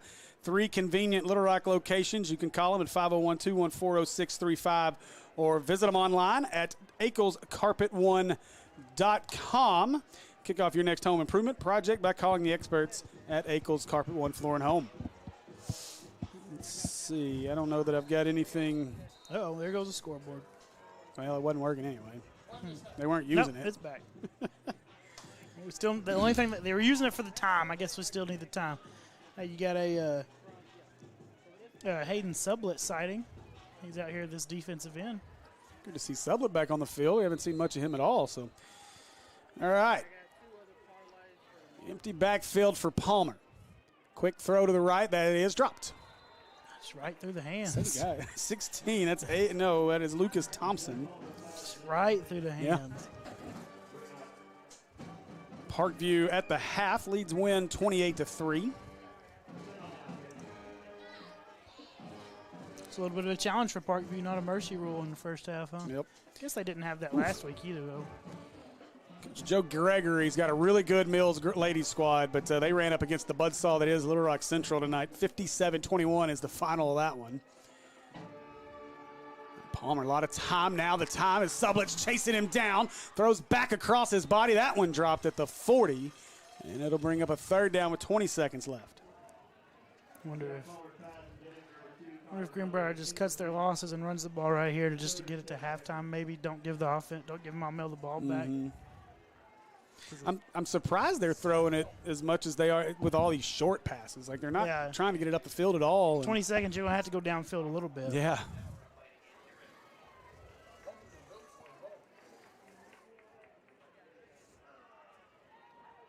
Connor Miller, number 2, is in that running back right now. Now Palmer, he wants to throw, and this one is dropped. That'll bring up 4th down. Good coverage there by the Hornets on that play. We'll give McFadden we'll give him a deflection on that one. We won't give him a drop. I think he got his hand in there. Yeah. But again, they're throwing it. I mean, they're throwing it at the sticks right there just to get the first down. But even if you get the first down, you got 13 seconds to go, 50 yards still. It's just you're asking for a whole lot, or some missed tackles at least. Well, I'd come all out for this one. They don't have anybody back. And they are. They've got a whole bunch of guys, and they're coming. Can't get there. Good job to pin this one to the left. Timmons, the only man back there. Yeah, let that go. Let it go. It's gonna. The stat's gonna look really good for the punter, but that's gonna take us to the half as well as the clock runs out, and that'll do it for the first half of play. An entertaining first half, a defensive first half, but your Hornets lead it 10-6 here at Hornet Stadium. We'll be back with our Akel's halftime show in just a few minutes. Akel's Flooring and Cabinets is pulling out all the stops for our whole enchilada sale. Take advantage of our store-wide savings on carpet, luxury vinyl, cabinets, and more. We're offering free take-up, free labor, free pad, and free furniture moving for all carpet purchases. Absolutely no interest for 3 years. And we'll pay your sales tax. At Akel's Flooring and Cabinets, we make it beautiful for less. When it comes to barbecue, there's no room for shortcuts. Count Porcula is committed to bringing you the very best artisan barbecue. We use only certified Angus prime brisket, tender baby back ribs, and delicious pulled pork. Our scratch-made southern sides feature classics like collards, beans, and house-made slaw. We don't stop there. With a variety of beers, whiskeys, and specialty cocktails, you can enjoy a drink with your meal or catch the game with friends. Count Porcula. Barbecue you can sink your teeth into. Looking to upgrade your space with quality American-made products? Look no further than Eagles Flooring and Cabinets. It's our Made in the USA sale where you can save big with up to 50% off store-wide. But that's not all. Enjoy no interest for 36 months. We'll even pay your sales tax. Don't forget to ask about cashback options when you add installation to your purchase. At Eagles Flooring and Cabinets, where we make it beautiful for less. Dreaming of a perfect smile? At Ashcraft Orthodontics, we are making smiles, changing lives. Our expert team offers state-of-the-art braces and clear aligners tailored just for you. From your first visit to your stunning new smile, we're with you every step of the way. Visit Ashcraft Orthodontics in Little Rock today and start your journey to a brighter, healthier smile. Book your consultation now and smile with confidence. My name is Brandon Aker. I'm the owner and pharmacist here at Aker Family Pharmacy in Maumelle. So here in our pharmacy, we like to focus on a hyper-personalized relationship with our patients, and that continues into our service sets. So we offer free delivery, curbside vaccinations, as well as custom compounded medications, including extended hours as well. I think you don't know the level of intimacy that you're going to get with your patients until you really get in it, and I can't imagine doing anything else.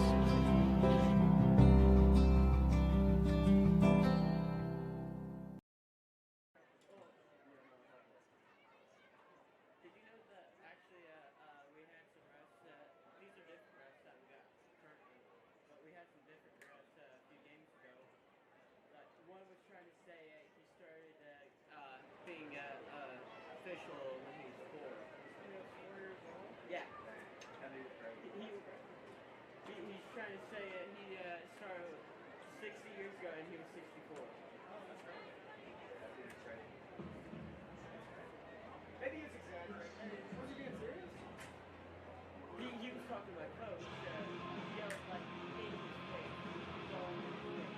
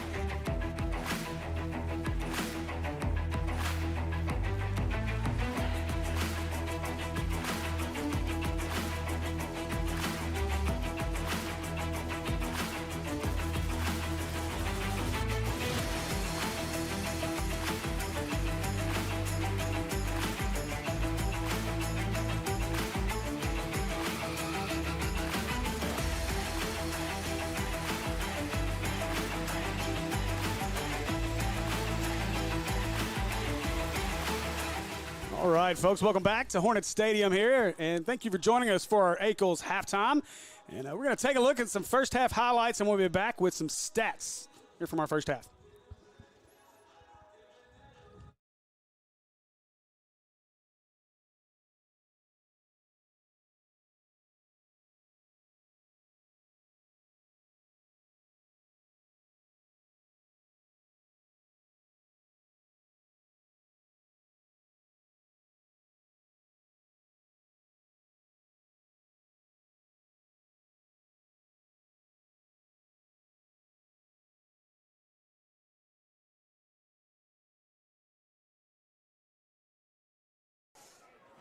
Big kick right here for him. So 32-yarder as Warrior puts it down. Kick is up. It's got the distance, and it is right down the middle. Great kick there by Forrest Cooper. Got a good boot on that one. Nice. Well, I thought there were 2 plays before that, but I looked at sticks, said second, so now it is third down. So third down, they can get a first, just inside the 1. Now Warrior looking, throwing. Oh, and caught at the goal line. Did he bobble it, though? Touchdown, No, he caught it. What a catch to keep the feet down. Well, I thought there were 2 plays before that, but I looked at sticks, said second, so now it is third down. So third down, they can get a first, just inside the 1. Now Warrior looking, throwing. Oh, and caught at the goal line. Did he bobble it, though? Touchdown, No, he caught it. What a catch to keep the feet down.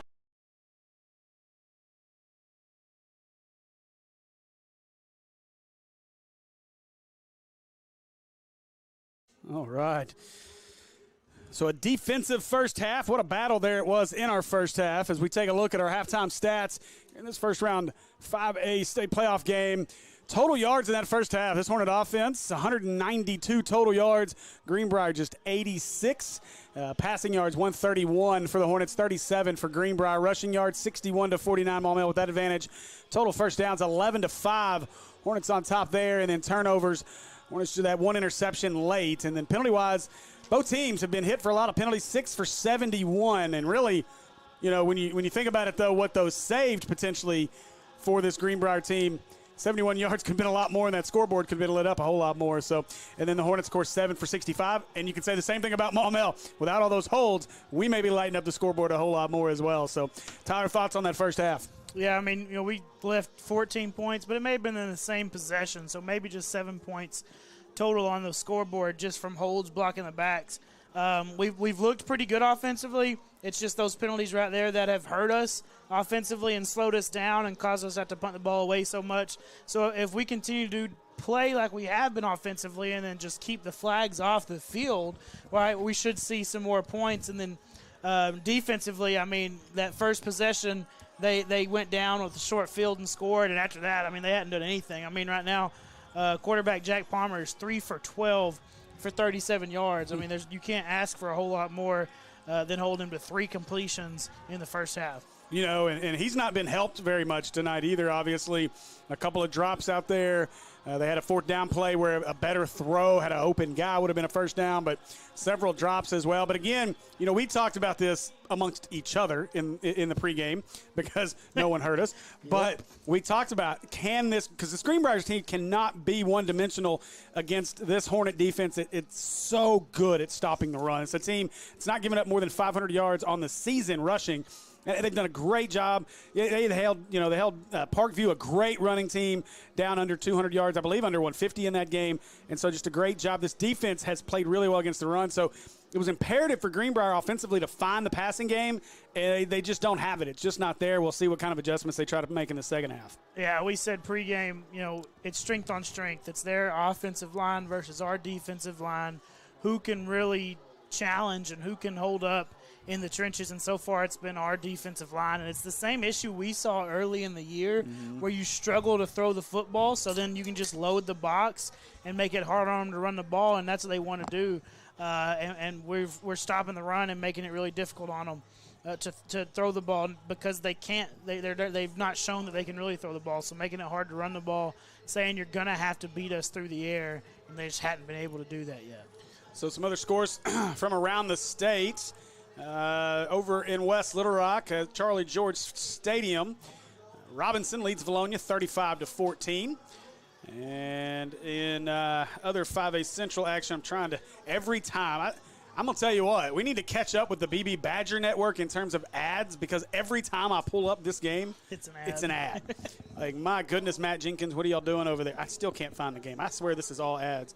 I'm kind of wondering if maybe did they just do a radio? They just played ads and have ads going the whole time. Ads going the whole time. Oh, no, never mind. There's something. Wow, surprising. So remember we talked about that Farmington-Morrilton game earlier in the year, 78-75 or whatever it was. At the half in Farmington leads BB 7-6. Listen, BB's just lucky to be in the playoffs. Yeah, no doubt. With how it came down to, yeah.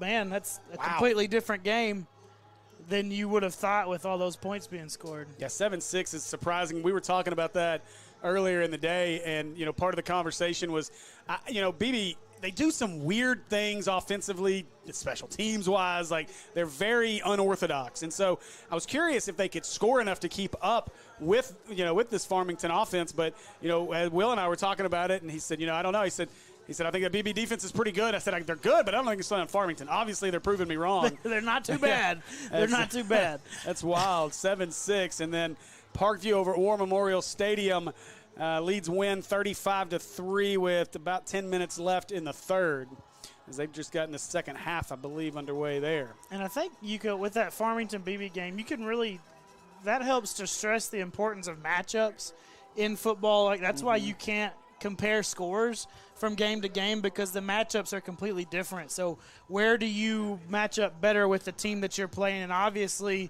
both Morrilton and Farmington's offenses matched up really, really well against each other's defenses, and they were able to do whatever they want. But it's the exact opposite now, it sounds like, in Northwest Arkansas, as both of those defenses match up really, really well against each of those offenses. That's all it's about, is matchups, game in and game out. Where can you win your matchup to be successful? I'm going to try to jump over here onto the 5A scoreboards. Of course, that is not a great plan, but they're supposed to have the stream link, so I was going to try to find a few other scores here. Maybe Nettleton Lakeside, let's see. Maybe not. I got to wait through 17 commercials on the AAA website.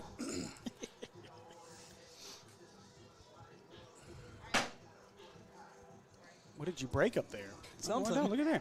So Lakeside leading Nettleton. That game is in the third, about 8 minutes to go, 22-0.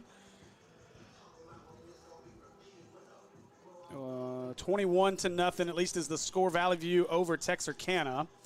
And that's an interesting deal. Well, you can't believe that, because that's way off of that score. And they have the link. Like, what are we doing? They're going to say 21-0. I'll go with that. Okay, never mind. I'm not going with that because they got the BB score wrong. So as Greenbrier and your Hornets make their way out on to the field, there's no way that's the only stream. None for Valley View? They don't even have Valley View's logo, though. That says 14, and that game's not still in the first. Okay, what is going on? Randy Myers, what are you doing out there? All right, I give up on that. Now it's not loaded. Oh, I give up. Oh, maybe the stream that they had it connected to died. Maybe, yeah, it looks like it ended. Yeah. So, anyway, it don't matter. We're going back to football here, so that's what matters. And we are just about set for our Ackles kickoff. Again, I want to say thanks to Ackles Carpet One Floor and Home for sponsoring our kickoffs, our halftime. And we appreciate them for being a part of the Maumelle Sports Network. And if you'd like to be a part of the Maumelle Sports Network as we get into basketball season, please give me a shout. And you can call me at 501-960-2255. And we can talk more about sponsorship options for basketball season. So Cooper Forest has it teed up, and we are ready for the second half. See a slight change on kickoff here now. Katoff not taking his normal Oh, they're going to try this little yeah. pooch. Fair catch called and made at the 40. Smart play there. Number 11, that's fun. Christian Darasol. Darasol. That sounds like a football name. It does. Well, because there is Christian Darasol. He's offensive tackle for the Vikings, isn't he? You're right. I think That's why it sounds like a football name, because it is a football name. If this score is correct, Morrilton leads Searcy 34-14. I want to say thanks to Cameron Parker giving us some updates in the chat. Valley View 30-14 over Texarkana. Of course, yeah, we know the Parkview 35-3. So yeah, appreciate that. Appreciate that for sure. Parkview Sports Network, or Patriot Sports Network, sorry, by Nashville State Sports. So, all right, here we go. Second half is Hassan in the backfield with Palmer. And that's where they go. Hassan, nice cut, nice hole. Hassan breaks the first tackle. He's all the way out to midfield, and he's got enough for an Acre Pharmacy first down to start the second half and into Hornet territory. Getting a little bit of a push, a little bit of room to run there, just kind of see what their changes look like. What are they going to do in halftime? What adjustments are they going to make to see if they can't get the ball moving a little bit more? Going to come out with a tight end wing look here on the left. Get a little extra poundage in there like they need anymore. So first down as motion. Now Palmer will give it to Hassan. He'll follow the motion. That motion did not help. Landon Kennedy. Kennedy all over him in the backfield. He just moving guys.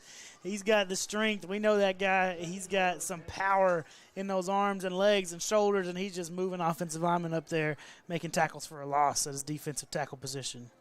So second down and 11 now for the Panthers.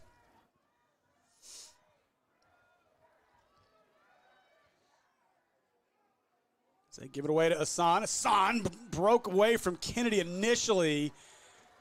And that's going to bring up a third and manageable third down and about 4 at the 44-yard line. And, Tyler, I don't know if you saw it. I saw it looked like the Hornets had that play sniffed out as Kennedy was following Hassan across the formation. What it was is you had a misalignment. Okay. Anthony Kennedy was supposed to be on the other side of the football there. And if you were watching Coach Maupin pre-snap, he's yelling at him, telling him to switch, so he wasn't lined up where he wanted him to be. Pre-snap. They go right back to that side again, and Hassan this time stacked up. He's going to be a yard shy of the first down. It's going to bring up a 4th down and 1. And, Tyler, they're running, to your point, that alignment. They've got almost like 3 defensive linemen on the right side, on our near side, and they're leaving it open on that far side, and that's where they're running the ball to. Yeah, it's hard to tell from this angle, but it kind of looks like you got a nose, a 3, and maybe a 5 or something on the edge over here. You can't tell exactly what the techniques are, but maybe a shade on that side of the ball, so you still do have 2 on that side of the ball, but you do have a big gap between your end and your tackle. On this hash, now we'll see Kennedy is right up over top. Now he shifts more to the left side. And they'll run Hassan, spins free. He's going to be right at the 6. I think they're going to give it. This is going to be real close. He needed the 40. He's right on the 40. Signaling. And that side judge already said give it to him. It is going to be an Acre Pharmacy first down. That little spin off of it. That's all it was. It was a spin. Yep, the spin. He got hit behind the line of the game, but he spun off of it just enough to fall backwards and get the first down. Good hustle by Forte there, getting off the field as they were bringing an extra D back in. Now Palmer empty, gets the snap, quick throw to the left side. It's blocked up well this time across the 35-30 and going to finally be wrapped up and taken down by Timmons. And that's enough for an Acre Pharmacy first down, but I'm curious. Boy, Tyler, is the rule on that? I'm curious, can you not block on that if the ball is thrown beyond the line of scrimmage before the ball's caught, because they were blocking well before? But did he not catch it behind the line of scrimmage? I couldn't tell. I couldn't tell it was behind it or right at the line of scrimmage. He looked like he kind of stayed where he was. He didn't run up any when he caught it. I think it was behind the line. Oh, pulled it out. Palmer, he wants to throw it up over the top, and a great catch. Yes, caught down at the 2-yard line, and it'll be first and goal. Greenbrier, as they snuck a man out of the backfield on that play. That's one. The run's working a little bit more this possession, so they run, then they get you all to bite down and then throw it over the top. But the thing about that last play before that is they just had the numbers. They had 3 guys out there. We only had 2 guys over them. So if you can get the ball out there, all you got to do is get in their way, and you're going to get a lot of yards. It was all a numbers game on that play. They'll go with the big package. Hassan now. Again, he'll get the snap. Hassan looking to the right side, and the Hornets in the backfield. Big hit at the 4. Hassan goes forward to the 2. It'll be second and goal. I mean, Jonathan Williams gets through there right at the snap of the ball and gets grabbed from behind. No flag there, but he comes up asking where that flag is. So second and goal as Greenbrier tries to strike first in the second half. They'll stick with Hassan to take the direct snap in the backfield. Hassan wants to go to the right. He slips down at the 5. He'll lose 3 on the play. It'll be third and goal. And if he gets that cut, I don't know if he's going to be able to get into the end zone or not, but he saw a little bit of something, just not able to get his feet in the ground and get north. Now they're changing personnel, going to run a defensive lineman off, get Timmons back out there, kind of at his safety spot for this 3rd and 5 now. And I'd look for that little quick slant they found Mosley on earlier.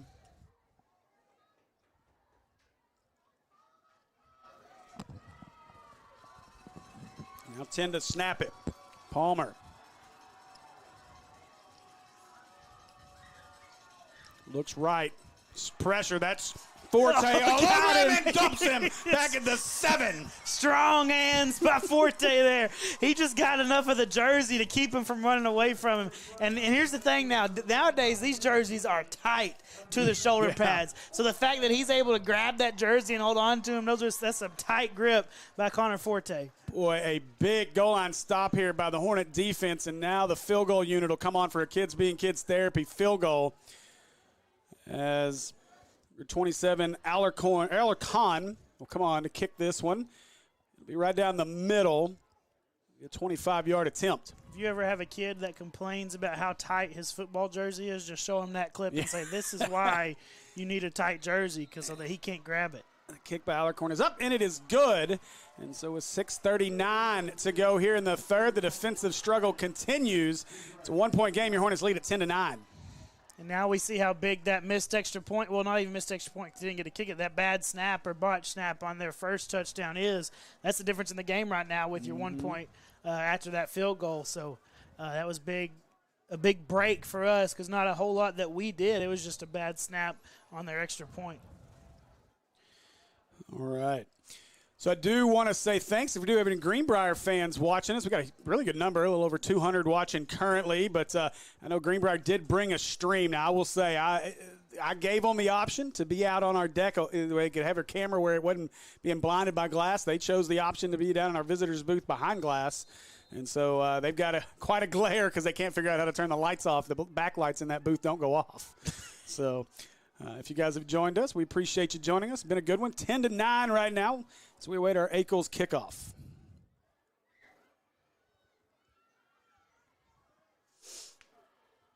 So Alarcon, stutter step before he boots this one, and they were offsides. We're going to get a PI roofing penalty.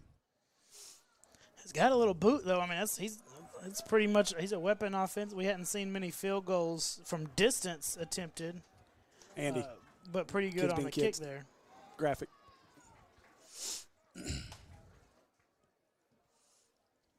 All right, so back it up 5 now to the 35, and it was the stutter step that got him off sides, and he hasn't done that. He's just been line driving them right through the end zone. I'm not sure if maybe that situation they were trying to. He got a little more height on that one than he had, too. Almost like they want us to try to return it, see if they can pin us inside the 20. But now you're going to have a chance to return it.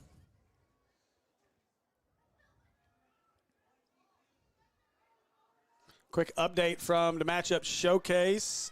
Bryant leads our Hornets 36-33, so a good one going on there. And now we'll try the Ackles kickoff, and this one he boots it, but going to be returnable from the 8.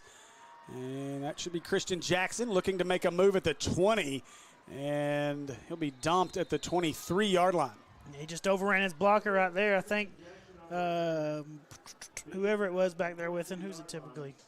What's Wiley's been back there with him. He just kind of overruns Wiley. He's trying to set up a block, and he just runs past him right into awaiting Panthers' arms.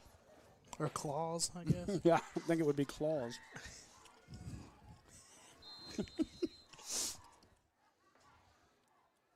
All right, so Wiley in the backfield with Warrior. Fakes it. And Ransom dropped it, but probably not a bad thing.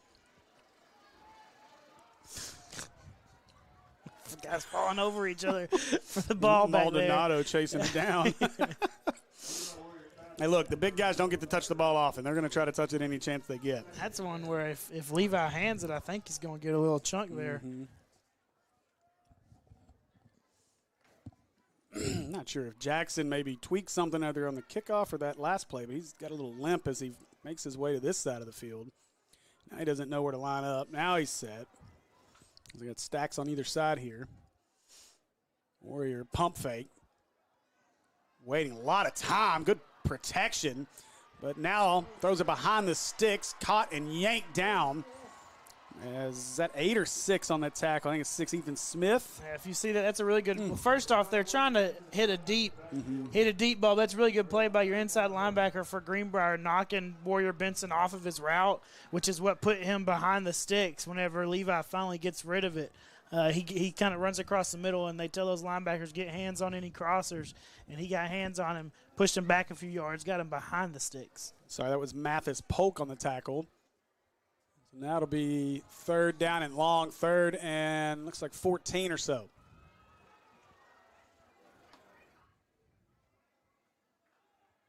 Well, they show that pressure early right off the edge, and they go away from it to Wiley. Wiley cuts inside, but not much doing. Back to the original line of scrimmage. We'll bring up a 4th down for the Hornets. Yeah, just had a little bit of there, but you got enough Panthers coming to rally and make that play once he cuts north, gets a few yards, but definitely not enough after losing those 3 on the play before. Parkview beat up, but not having any issues in the first round. They're now up 42-3. I gotta wonder, is Lil Man 2 in my comments here related to Big Man headed to OU? Or is it the same person? Warrior Benson, boy, right off his foot, line drive, caught. Hassan gets around his man, and he is met. Lucier? He got across the 50. It is. Wow. Wow, Lucier with the tackle all the way out by midfield. And now, Tyler, you missed it last week, but during our senior night festivities, he was excited about getting to line up as a tight end. And so he got to show a little athletic ability out in open field making a tackle there. He's got to show off his defensive skill right. that time. He got up. He's excited about that one. That was a line drive right to the returner. Yeah. Couldn't have thrown it to him really any better. I mean, he ran the numbers. I said that was Hassan. That was not Hassan on that return. I'm not real sure who that was. It was a single digit, but couldn't tell. So in Hornet territory to start this one are the Panthers. They'll give it away to Hassan. And Hassan turned. He wanted to cut back, and he saw 2 big 4s in front of him as Anthony Kennedy was waiting on him. Yeah, I think Kennedy's the one that ends up upending him. He didn't have anywhere to go. Anthony was saying, hey, I'm right here. You don't want to come this way. And maybe that was Hassan on the punt return because now he's off the field being replaced. Can't tell who that is. It's a double-digit number back there now. So something with an 8 maybe? Yeah. And they'll throw it out this way. Hornets track it down. A good job there. That is, no, 10. That is Salter Mahan. Oh, a late PI roofing penalty, and I think Kennedy was talking, and I think Kennedy got called for this one. And Hornets, boy. Yeah, there's Kennedy's talking with one of the linemen. Can't do that. You got to be able to hold your composure better than that. It doesn't matter what they're saying out there. You don't want to hurt the team in a defensive battle like this. And Kennedy goes straight to the bench per the words mopping after the unsportsmanlike conduct penalty. Yeah, and that's all it was. Like, he didn't push anybody. He said something. He said one of the magic words is what he said. They'll let them talk, and they weren't even in each other's faces. They were backing. Well, Kennedy was backing away, sort of. But he must have said one of them words. And Palmer showing, yep. Go to Hassan on the right side. Hornets all over this one. Big hit from behind. As that is 33. Zaylen Pruitt. Yeah. Zaylen Pruitt, he's probably in there because Anthony Kennedy's off. He comes out and he makes a play. Coach, just leave me out here. I got you. And that's learning lessons for the young man. Anthony Kennedy's a special athlete, but those are things you can't have in a playoff game that's 10-9 anytime, but especially now. Now motion. They'll go there. A little jet sweep trying to come to the near side. Hornets all over it. Ransom wraps him up, got off his block, and dumps him at the 39-yard line. What a play. I mean, Tari, he comes up underneath it, and it looks like the receiver's trying to wrap him up to get him blocked, and he just doesn't let him do it, and he submarines him through there and just holds on until somebody comes to finish it off. Yeah, poor 15, Garrett James. He didn't have a chance. No, it wasn't and you're happening. right. He let loose to say, I'm not holding, except when he did. The guy he was supposed to be blocking for was right there. You're not holding, but I just got hit, buddy. I wish you would have held. Now it's 3rd and forever. They need the 19 for a first down. 3rd down and 20. Sublett back in to rush. Sublett pushing his man. Screen is caught and yanked down. Nice tackle by Ransom again. He's everywhere. He's everywhere. I mean, he's. I don't know. We don't track tackles, but I tell you what, if we did, I mean, I'm sure Coach Mopping staff will have how many tackles he got once they go over the film, but he's getting up there. Yeah, this is when we need that huddle cam to go to work for his live AI just tracking tackles. And how many of them are tackles for a loss? I know it. He's had a heck of a game, and he's really disrupted a lot too. Ransom, I mean, and again, offensively, he's the difference too. He's got the touchdown. He's got the touchdown, and it was a great touchdown. As Coach Gibson said, one of the best plays he's ever seen in high school football. This punt is away, high kick. Trying to get out of the way of it. Ooh, Johnson's by the 10. Man, Timmons was not ready for that. Oh, wow. Was he standing in the end zone? I don't know. No. Was his foot in the end zone? His foot was in the end zone when he touched the ball. What the guy that was facing the other end zone was, but the guy that was turned sideways is the one that touches it, and he might have been out of the end zone. This one touches it. Like he's not in it. He's right across the goal line. If he wouldn't have grabbed it, the other guy would have, and he was in the end zone. Yep. So they just got lucky that the right guy stuck his hand down first if you're a Panther. You cannot go any further on a football field than what the Hornets have. The nose of that ball. One play touchdown. Yes, is right there. This is going to be 99.9 yards. This is the Broderick Green play right here. Yeah, till that hamstring said, no, I'm done. Bubba Johnson, 99.9 Kennedy out there too. yards. They got Kennedy out there to block, so I think they're going to run behind Kennedy. What do you think? Oh, they were off sides. Throw the flag. Oh, my goodness, they don't. They go to Bubba. Bubba, big hole. Bubba across the 15 and out to the 20, all the way out to the 24-yard line. I was close. Yes, you were. Soon when I saw that hole open, I went, oh, no, we got our Tony Romo up here. That's an Acre Pharmacy first down for the Hornets. Get you out of the shadow of that goalpost really quick.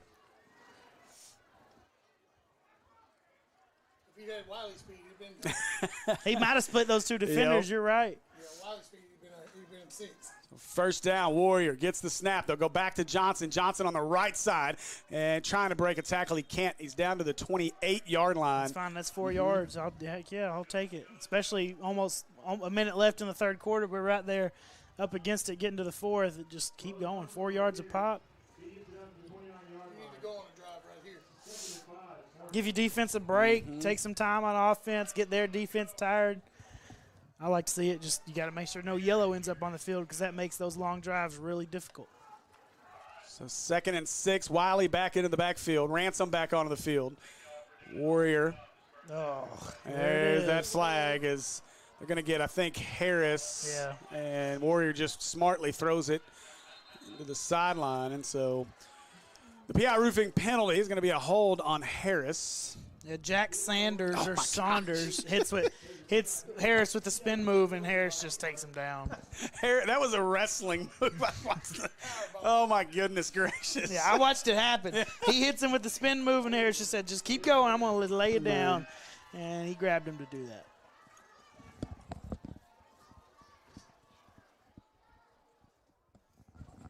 That's Harris. You just got to make sure that you keep driving him. Don't grab him and throw.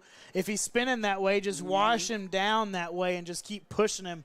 But when he spins and you grab him and throw him down, essentially, you're going to get that flag 10 out of 10 times. Yeah, you're not getting away with it, especially when you're that big and it happens right in front of the white hat. And he's off balance, so you could keep washing him if you just keep pushing. They'll fake it. They faked the screen. They wanted Ransom. Now they got him. Good job by Ransom to work back to Warrior. Put that ball away. Yeah, Ransom falling forward. And I think he got it. He did. Ransom needed the 34. He got the 35. And Acre Pharmacy first down for the Hornets. And if you watch Jalen Harris, he does much better that time. That defensive end tries to come inside of him, and this time he does just wash him down. And you can see the size difference. He's got the strength. If he wants to go that way, then just let him go that way and keep him away from your quarterback. And he did much better on that play. The Hornets actually snap this. They'll give it away to Wiley. Wiley right side. Oh, boy, there was a seam that closed quickly. And that should be and is the last play of our third quarter. 4's in the air. We head to the fourth quarter here at Hornet Stadium. Back with more Hornet football on the Maumelle Sports Network.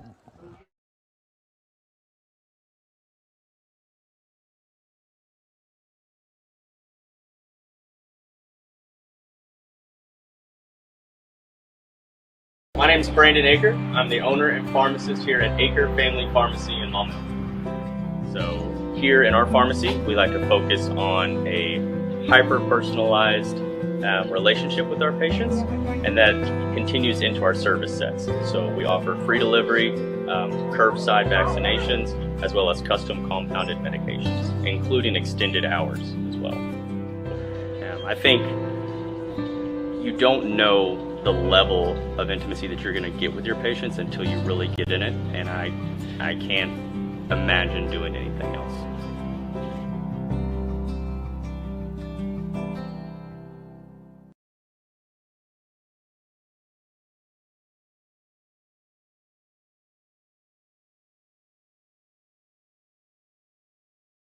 All right, welcome back as we are ready. Fourth and final quarter of play here, and Tyler, it's been a good one through 3. 10-9, Hornets lead it and are driving here, 2nd and 6. Yeah, if you're a fan of defensive football, it's been a really good one to watch. If you're a fan of the trenches, it's been a really good one to watch. And I've coached some offensive, defensive line in my time, linebackers most recently, and that's where the game's won and lost. So it's a really fun game to watch with those set of eyes. A Warrior, he'll hand it away. Is that Thomas or? That's Bubba. Yeah, Bubba. So that one was just a little slow developing. I think early he had something, and either he tried to get too wide and didn't just get up north right there. It looked like there was maybe a seam pretty, straightforward, but just kind of bounces it a little bit. We'll get a few, but not a ton. So we also ran right by a Panther too on the offensive line. So 3rd down and 4. Play clock down to 10 here.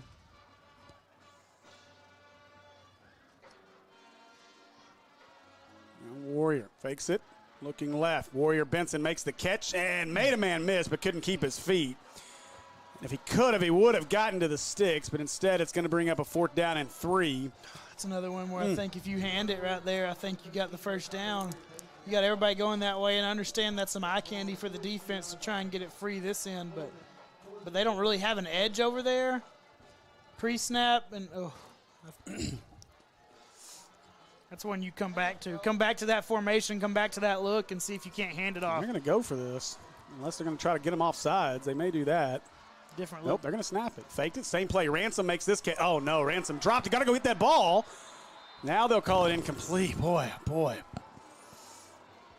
That's one that feels terrible as a coach. You got it called up. He catches it. He's going to get the first down because they gave a different look defensively. It was a very similar play, like you said. Obviously not the exact same play because it was Ransom to catch the ball instead of Warrior Benson, but very similar play. But you have the numbers out there a little bit better just for the yardage that you need, and just tried to run with it before he catches the ball. It's the 2nd time we've seen that tonight from the Hornets. Yeah, tough break there. So now the defense has to stand up tall again here.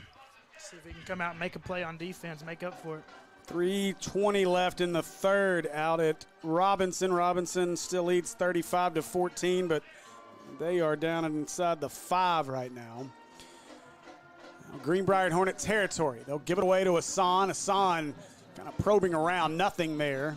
Maybe a yard to the 41. A big 75 Kennedy in there. There's nowhere to go up there. Now we got it. Who's that? Is that Palmer? Injured Hornet. Cramping. I think that's McFadden. Oh, yeah, there's no corner down Yeah, because Aiden's coming in now. Looks like he's cramping that left leg, that calf, or that calf or that thigh, or both of them now. And Gillespie actually drew the start tonight over McFadden. Now, McFadden, I think, was in the 2nd or 3rd play of the game, but I don't know if he's been dealing with something in that lower body, or maybe he just didn't hydrate well this week. I think Coach Mop said he was a little sick early in the week, and Coach Mop has a rule. You miss a practice or something for whatever reason, there's a certain amount of time that you got to sit out, and that's just something that he sets forth early, and everybody knows, and he sticks to it. It's one of his rules. And he said he knew where he was. He knew he was sick and he was out, so he communicated everything. There's just, if this happens, then this happens. So nothing bad by any stretch of the imagination. Just he was sick a little bit, so had to sit out a little bit, but he's played really well since he got back in there. They're headed to the 4th in Jacksonville at the matchup showcase. Hornets lead Bryant 51-49. So 2nd down and 9 for the Panthers. Palmer, way to Hassan. Hassan, boy, the Hornets. I think it was JG, wasn't it? He came through. JG came through. He doesn't make the tackle, but he makes Hassan make the cutback, and Forte ends up making the tackle right there for a little bit of a loss. But, yeah, JG came torpedoing through there to make Hassan cut faster than he wanted to. Yeah, he filled the hole. I think Hassan wanted that one, and JG filled it. Good to see JG. He's limited this week, so good to see him out there toughing it out and playing. He's been out there, and he's been running while he's out there too, so seems like that's not giving him that heel's not giving him too much of an issue. He may have a Roger Clemens sock by the time we're done, though. There's a good chance. Now Palmer, 3rd down and 10. He's going empty. Hornets showing some pressure. Here comes Beats right up the middle. They missed him. Now Palmer throwing, got his man caught inside the 10, 5, 4, 3, 2, 1 touchdown. Now Panthers. There's a super late flag. Ineligible downfield. Yeah, exactly what happened. happened. They missed an obvious hold on, I can't even think, was it Caden Sherman? He got tackled by the left tackle out there, but it took so long for them to get the ball out that all the offensive line. Well, that's a tough play because. It takes forever, yeah. Well, but it's not. Look at this. If you see. Does he think he's going to run? Yeah, Palmer's got green grass. I mean, and this guy goes with him and then realizes, oh, no. And so he's got like, come on, quarterback, yeah. I got you. Mm-hmm. Yeah. And the ref, if you saw him, he just. Yeah. Drops it. He didn't throw it or anything. He just pulled it out of his pocket and dropped it. And another touchdown taken off the board. Both of these teams have been bit by this bug all night long. Wow. God, that's so hard on that offensive lineman. He sees the quarterback start running. He's like, okay, I'm going to go block for you. And then he puts on the brakes. So, man, I can't put on the brakes that fast. Well, and even then, I think he was beyond anyway. Yeah, it really wouldn't have mattered. But he had the right idea. Now Palmer again empty. And the Hornets will bring that same pressure again. 4-man front coming. Hornets this time here. They come out him again. They don't call it again. Sherman trying to run him down. This time Palmer will run with it, and he is chopped down at the 41-yard line. Is that R. Palmer or is that Williams? I think it's J. Will. Man, we need Palmer to tackle Palmer. Yes. And isn't it 9-on-9 too? Yeah. Yep. It would be. And boy, the defense with another huge stop here as it'll be 4th down, and Alarcon will come in to punt it away here. It's going to bank on their defense, being able to get another stop right here and try and get the ball back for them.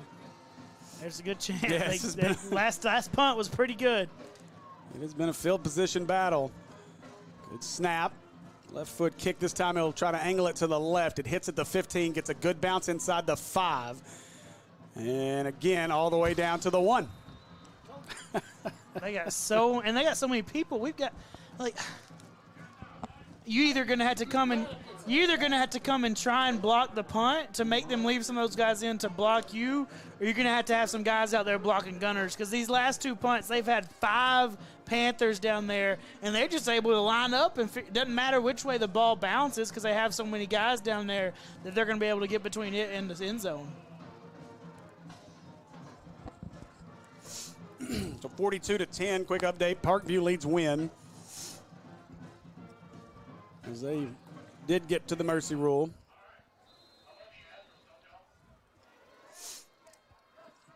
And so it'll be 1st and 10 Hornets. They'll bring Kennedy back in. I believe that's Kennedy, the up back. Can't miss him. Warrior gets the snap. They'll hand it away. Bubba probing, making some room. He's going to get maybe we can get a hold way back. We can get a hold in the middle of a pile right there. Yeah. That's. And Sherman Forte, I think, is banged up on the play. I think that's Forte coming off. Yeah, it is. So you can't call a hold whenever there's 7 guys right there. Jay Clenny will get a chance, which, instead of 2nd and 9, it'll be 1st and 10 and a half, 10 and inch. You can't get any closer to, No. to the end zone. I mean, you decline this penalty, right? Yeah, okay. I was about to say, there's no way you take that penalty. It'll be 2nd and 9. It'll be 2nd and 9 or 1st and 10 again, basically.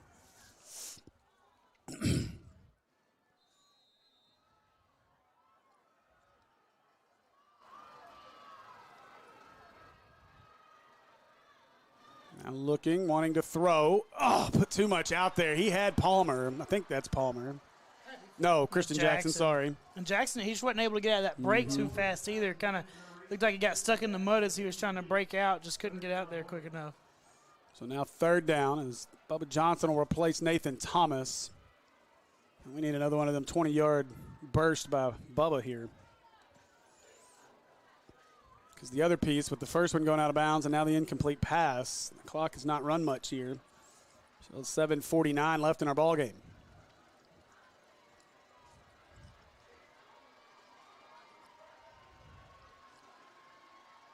Warrior gets the snap, steps up, pressure coming. He gets away from it, out across the.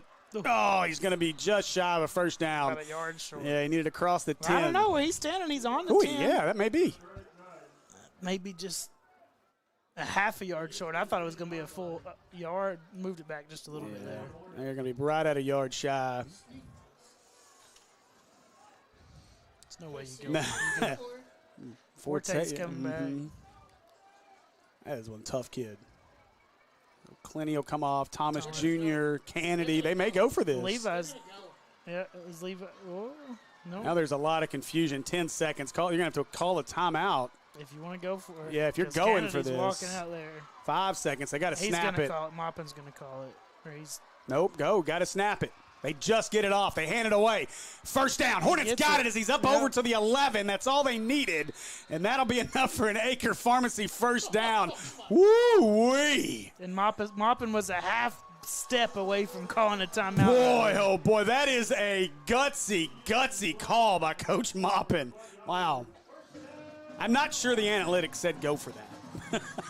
Inside the 10. I think that might be the one time that it doesn't say go. Yeah, You'd have to call Lane Kiffin and ask. Man. So a new set of downs with 6:37 to go. I got to remember that play for my call with Randy later.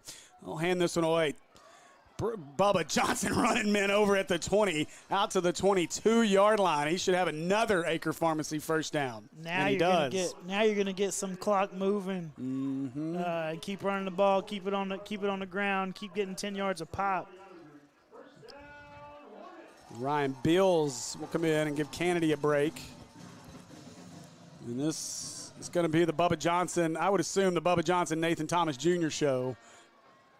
Although I don't know how much we'll see of Bubba. I was watching him down there. He's kind of flexing and moving that left arm. That left shoulder is still bothering him. And obviously as a running back, that's not what you want hurt. Warrior, they'll give it to Johnson. Johnson had a man in his face. Nice cutback. Johnson breaking tackles out across the 30 to the 34-yard line. And another Acre Pharmacy first down. Wow. Just a little stutter step. Let the defensive lineman run by him. Then I'll go get another 10 yards.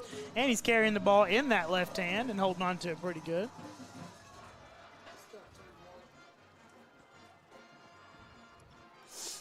Now they're going to let this clock run 30 seconds at a time. It'll be almost under 5 minutes. By the time the play's over, if they snap it late, it'll be under 5 minutes. Pretty close.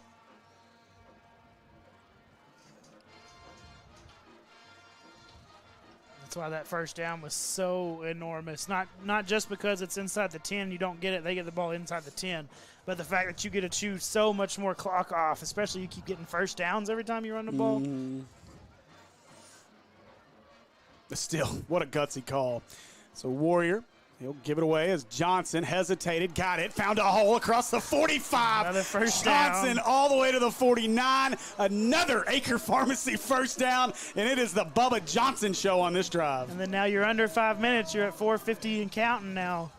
Again, by the time we snap it again, you'll be close to getting under. Like you can chew 40 seconds off the clock every time you snap the ball. It'll be a little less than 40 seconds because you stop it whenever they set the chains, but 30, 35 seconds each time you snap the ball. So 2 snaps and you're more than a minute off the clock. Andy, I think Bubba said, you know what? I'm not ready to play basketball yet. I want a few more weeks of football. It's time to eat. Yeah, that's right. He's up there with a bowl of Lucky Charms. Like Fozzie Bear. Clock down to 4:20 here in our fourth.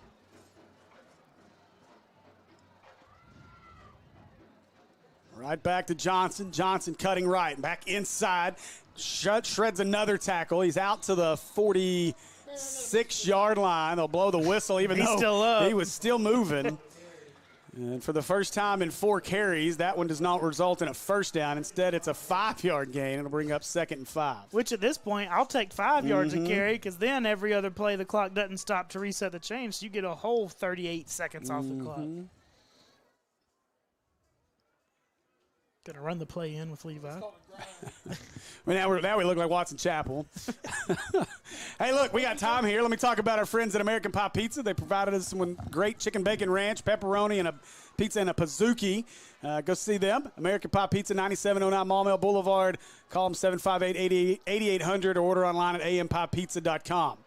Warrior with 1 on the play clock. Snaps it, fakes it to Bubba. Going to the right side. Warrior spins away down to the 42. He's going to be a yard shy of the first down. 3rd and 1, another 40 seconds, and that play clock's not reset yet. But say they're going to get – Greenbrier's coach is going to start getting mad if that play clock doesn't start when it's supposed to. It's going to definitely start to matter now, so they're going to be paying close attention to that one. Did I move too much? What just happened? Hey, there's a big football game in the morning, about 11 a.m., so if you're looking for – hopefully it stays big the whole time and it's not over quick. If you're looking for a place to watch it and have your favorite Coca-Cola, go see our friends at American Pie Pizza tomorrow. At least you'll have something to enjoy if the game doesn't go great. You'll still have right. nice pizza. I'll give this away. Thomas, he's got the first down across the 40, 35, pile moving down to the 30, they'll say down at the 33-yard line. Another Acre Pharmacy first down for the Hornets. Now this is how you put away a football game. It's not over yet. We still got over 2 minutes left, but so far this is a drive that you use to try and put a football game away. They hadn't thrown the ball once, I don't think. At least since that first first down. I don't know if they did inside the 10 any. It's been all Bubba Johnson since.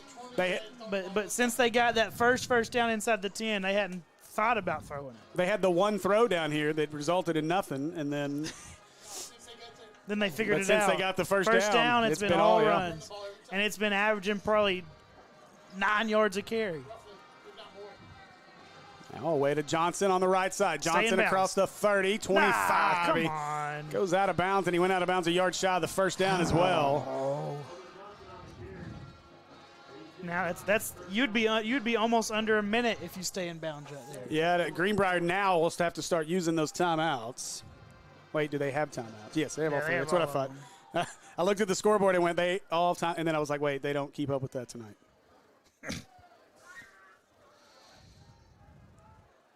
We got the score and we got the game clock. That's it.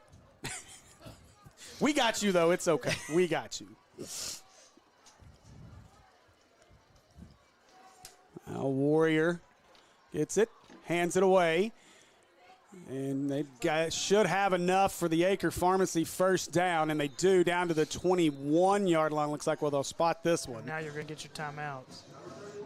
That's another – you would have – one of two things. You either make them use their first timeout last play, or you get another 40 seconds off the clock. So either way, you want to make sure you stay in bounds right there. I know Bubba, he's running the ball hard, so there's nothing against him. That's just that little piece, right, that you want to make sure you get right to finish off this game. Nope, got my keys.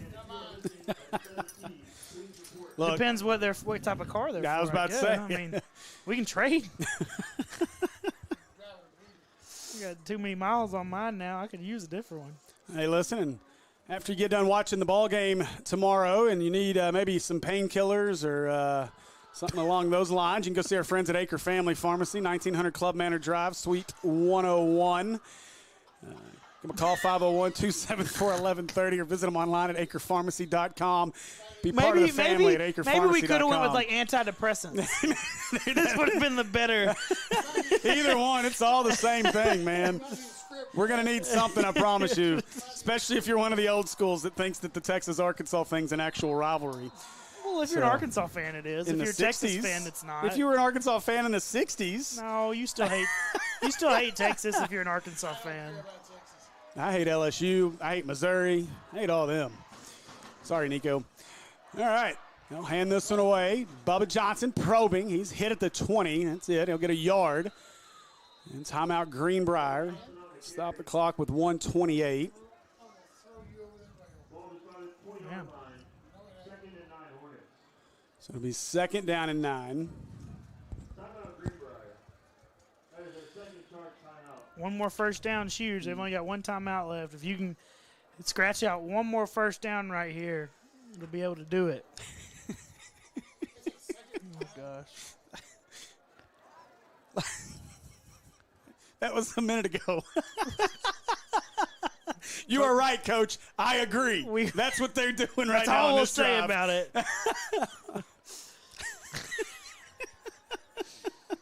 The offensive line stepping up. Yes, They're they playing are. a good possession right now for them. This has been a great drive for the offensive line, no doubt. This is the one we need to take them to Count Porcula Barbecue afterwards. We may have to have the Count Porcula pregame show.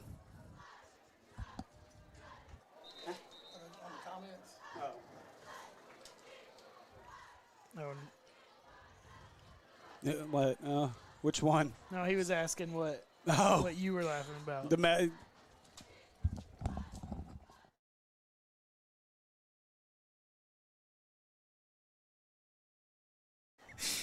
All right. Hornet offense back out on the field. Greenbrier shows pressure. They didn't call that, thank goodness. Oh, nice cut in the backfield. It didn't get anywhere, but kept it from being a tackle for a loss. I don't know how you didn't get a false start. Yeah. I mean, he didn't really move, but that foot, it twitched enough that you could have got it. All right, so it'll bring up a 3rd down. Big 3rd down. Whatever you do, don't throw an incomplete pass. Just run the ball again because they're out of timeouts now. You're going to be under 40 seconds, almost right around the 40-second mark if you run one more play and bring up a 4th down. Now, here's the question, Tyler. Do you kick the field goal if you get to 4th down here? I mean, obviously, that would force them to score a touchdown to win the ball game instead of a field goal to win the ball game if they can get in range. Obviously, they got a pretty good kicker. My concern is there's been a lot of times this year where that exchange and that whole process has been slow. A blocked field goal and a return would be the worst case scenario. So yeah, no, you don't get the first down, you kick the field goal. Make them have to go the full length of the field for a touchdown. They've had a pretty good return, too. As far as Kickoff returns, yeah, they did pooch it last time. Gave it to them on the 40, so not near as far. But they'll also be out of timeouts. all right, so 3rd down. I'm about to say, what you do here is Bubba Johnson finds a seam and just gets the first down. Just don't throw an incomplete pass. They're spreading it out. I'd hand it off. I'm still giving this to Bubba. Thank you. They do. They give it to Bubba. Reverse. They'll run the reverse. They Hands got down. him. Got room. 20, 15, Now go down. 10, 5, 4, 3, 2, 1. Give him 6, but it's coming back after the PI roofing penalty. Oh, my goodness. Another touchdown. Going to be wiped off the board. This one's going to be a block in the back. Oh, goodness gracious.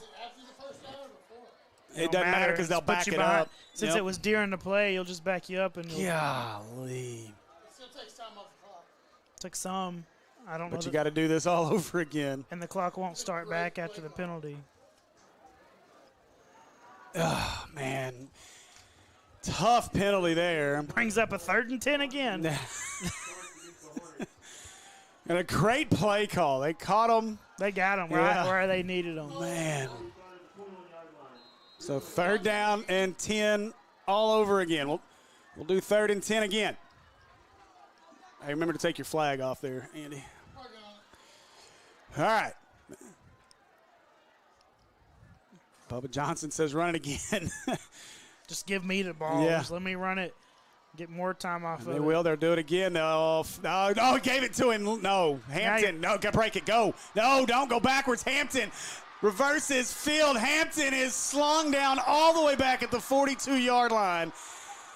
Wow. Hey, they're going to have much time at all. There's going to be like 20 seconds left. He just wasted 12 seconds. They started it with 52. He just wasted a bunch of time. He lost a lot of yards and got you out of field goal range. I don't know why. I wouldn't run the reverse back there again after you just hit him with it. Well, and Tyler, it looked like Bubba was going to keep it. I think Bubba wanted to run it to fake it, and Greenbrier had that one sniffed out, obviously. Neither of them were going to work. But now do you snap the ball and just throw it as far as you can to get a few more seconds off the clock? Just run around for a while? Well, I would probably punt it. Although, then you risk the fake punt, or you risk the blocked punt. Yeah. I don't know, man. This is why I'm not a coach. I think you tell Warrior Benson, you're like, look, if they aren't coming at you, take time. If they are coming, just punt it like normal. But you're going to get some more. I mean, they'll be under 10 seconds either way with no timeouts and 50-plus yards to go, assuming it doesn't get blocked. So just kick it and get rid of it. Well, no, I'm kicking it out. I'm kicking it out of bounds. Yeah, I was about to say I like your idea, Tyler, because I like what you're saying. Because what I would do is actually treat this as a long snap to your quarterback, let him roll it out because they're going to bring pressure. They got to block it. And then you just chunk it. Well, you could kick it too because if you kick it, at least wherever it goes, if there's still time, they're going to get the ball back here. If you throw it, then obviously they're going to get the ball all the way back here at the 40. I would run my punter out like a rugby-style kick here. Let him get as much as he can, then kick it if he has to, and just get it down the field because once he kicks it, if you can waste, maybe 3, 4, 5 seconds scrambling around to get away. And you got another 3 seconds. Get it in the air. I think the clock may run out. If not, they're going to have 1 or 2 seconds on the clock. Back out there now. And I think they're going to do what you said. I would do the same thing though. You might 9-1-1 punt it where the quarterback just little pooches it. Yep, that's exactly what I would do here. Or you can throw it to Warrior snaps it. No, don't. Oh boy, they throw it. Warrior. No, we got a whistle and a stoppage. What? False start. And we do have a PI roofing penalty. Listen, I don't want to actually. If you're going to throw it late. They're going to have to put 13 seconds back on the clock. Well, and also, I mean, I guess I see what they're trying to do there. The quick pass, and to your point, we're asking either the quarterback or the punter, which would have been Warrior Benson to run around with it. But I don't know. I guess there's so much that could go wrong on the snap on a punt that maybe that's why they're thinking let's not punt it. But either way, something's going to happen here. They're still leaving him uncovered again. And we got another whistle. What are we doing? Why did we stop play this time? We may not get the ready for play whistle. They want the clock to run. Well, it's not on 14. Our coaches want the clock to run, but you had a false start. The clock's not going to run after a false start. Okay, we'll try this for a third time. Now you get ready for play. 4th down. Finally have somebody out here defending Warrior Benson. Here they come. Warrior steps up. Oh, no. Threw it behind his man. And the turnover on downs. Wow. See, that's why I want you to just throw it up. Because you throw an actual pass right there, it's going to be incomplete really quick. If you throw it up, you get a few more seconds off the clock. Yeah, I mean, chunk it up like you have. I mean, because even if he catches that one, it's short of a first down. Man, I don't know. It's easy to second guess from up here, but I still would have liked to let Warrior Benson run around with it as a punter. He's going to have a nice 10, 12-yard gap. So here we go. Greenbrier, no timeouts. So anything in the middle of the field's got to get down in first down territory. And timeout. How much late does that kicker have? So timeout, Hornets. They have 1 left. How much late does their kicker have? I don't know. I mean, he's booming it on kickoffs. That's obviously a different deal. But he's got a lot of leg on the punts. It's obviously it's a completely different process. But I think to feel comfortable, they want to get it down to at least the 20. in 10 seconds with no timeouts. It's still a big ask, but With no timeout, you're an out route. That's the only thing you got. You don't have much choice for 10 seconds.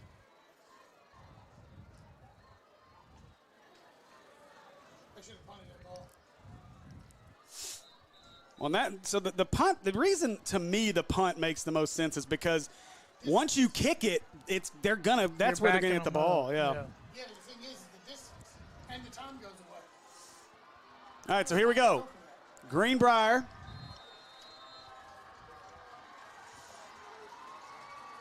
With Hassan in the backfield. 4 receivers in the set. Palmer drops, throws, got it. Mosley over the middle. Little lateral back inside the 40. They're going to throw it back across the field. They've got Mosley. He catches it. Not a lot of room. Has to throw it again. The clock is run out. Now looking as Hassan. Hassan trying to find something. Hornets going to pull him down. Ball's loose again. Hornets fall on it. Hornets win the ball game. The Hornets are victorious here at Hornets Stadium as time is run out. Final score 10-9. My goodness gracious, all we were missing was the band running on the field. What a play. That'll do it. Hornets win this one 10-9. And whew, Tyler, what you think about that one?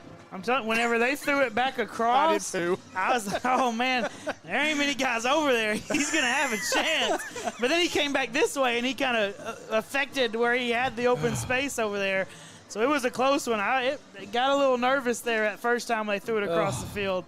But you played it pretty good. I like to see the excitement from all your Hornets out there ready to go to the second round of the playoffs. Ooh. So pretty big deal.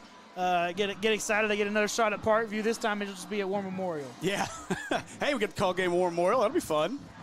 Boy, oh boy, what a play. And to your point, Tyler, when that ball went to Mosley, I was having shades of the Henry heave and everything else because Mosley, I don't know if he didn't look to his left, but there was a lot of green turf had he decided to go left. So, whew. Wasn't much red over there. There wasn't much red. Not at all. All right, well, Hornets are victorious. The final 10-9, and we'll be back with our post-game show here after a quick break on the Maumelle Sports Network.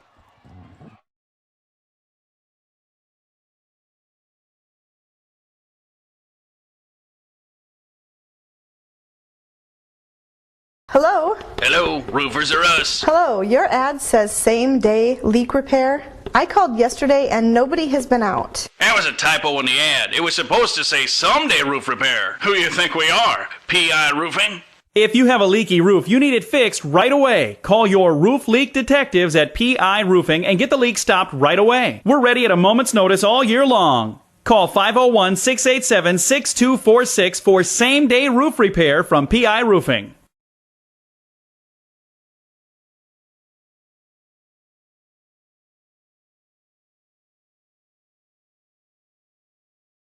All right, we are back here as we got our field camera all up in the mix down there. A quick update. I was just sent a text by Coach Shook's mama, Miss Pam Owen. Maumelle Bryant just went to overtime, so there's some action going on in Jacksonville right now in Hornet Nation. I don't think you can make it there in time for that one to be over, but I will keep you updated as soon as I get a score update on that one. It's 63-63 as they go to the half. So, boy, what an evening here at Hornet Stadium and a huge victory as the Hornets survive a defensive battle. And I tell you, Tyler, I wasn't really sure what to expect out of this football game. I knew that they were going to want to run the ball, talking to Mop, and we knew they were going to want to win this thing defensively. And but a 10-9 game, I don't know that I'd have had that on my bingo card, but, boy, what a ball game here tonight. Yeah, I mean, I guess you expected to see a little bit more points. And the thing is, I guess technically we did see more points. We just had how many touchdowns we have called back for penalties? I don't know. So it could have looked a lot different on the scoreboard tonight. But overall, it's a good game. I mean, both teams played good in the trenches, especially on defense. Both teams played really well up front and in the middle. Maumelle just ends up making a few more plays than Greenbrier did. And, again, it all comes back to that botched snap on Greenbrier's first touchdown, not getting the extra point off, and that's the difference in the game. Is that 1 point? If they get a regular extra point off right there, we're in overtime just like the basketball team.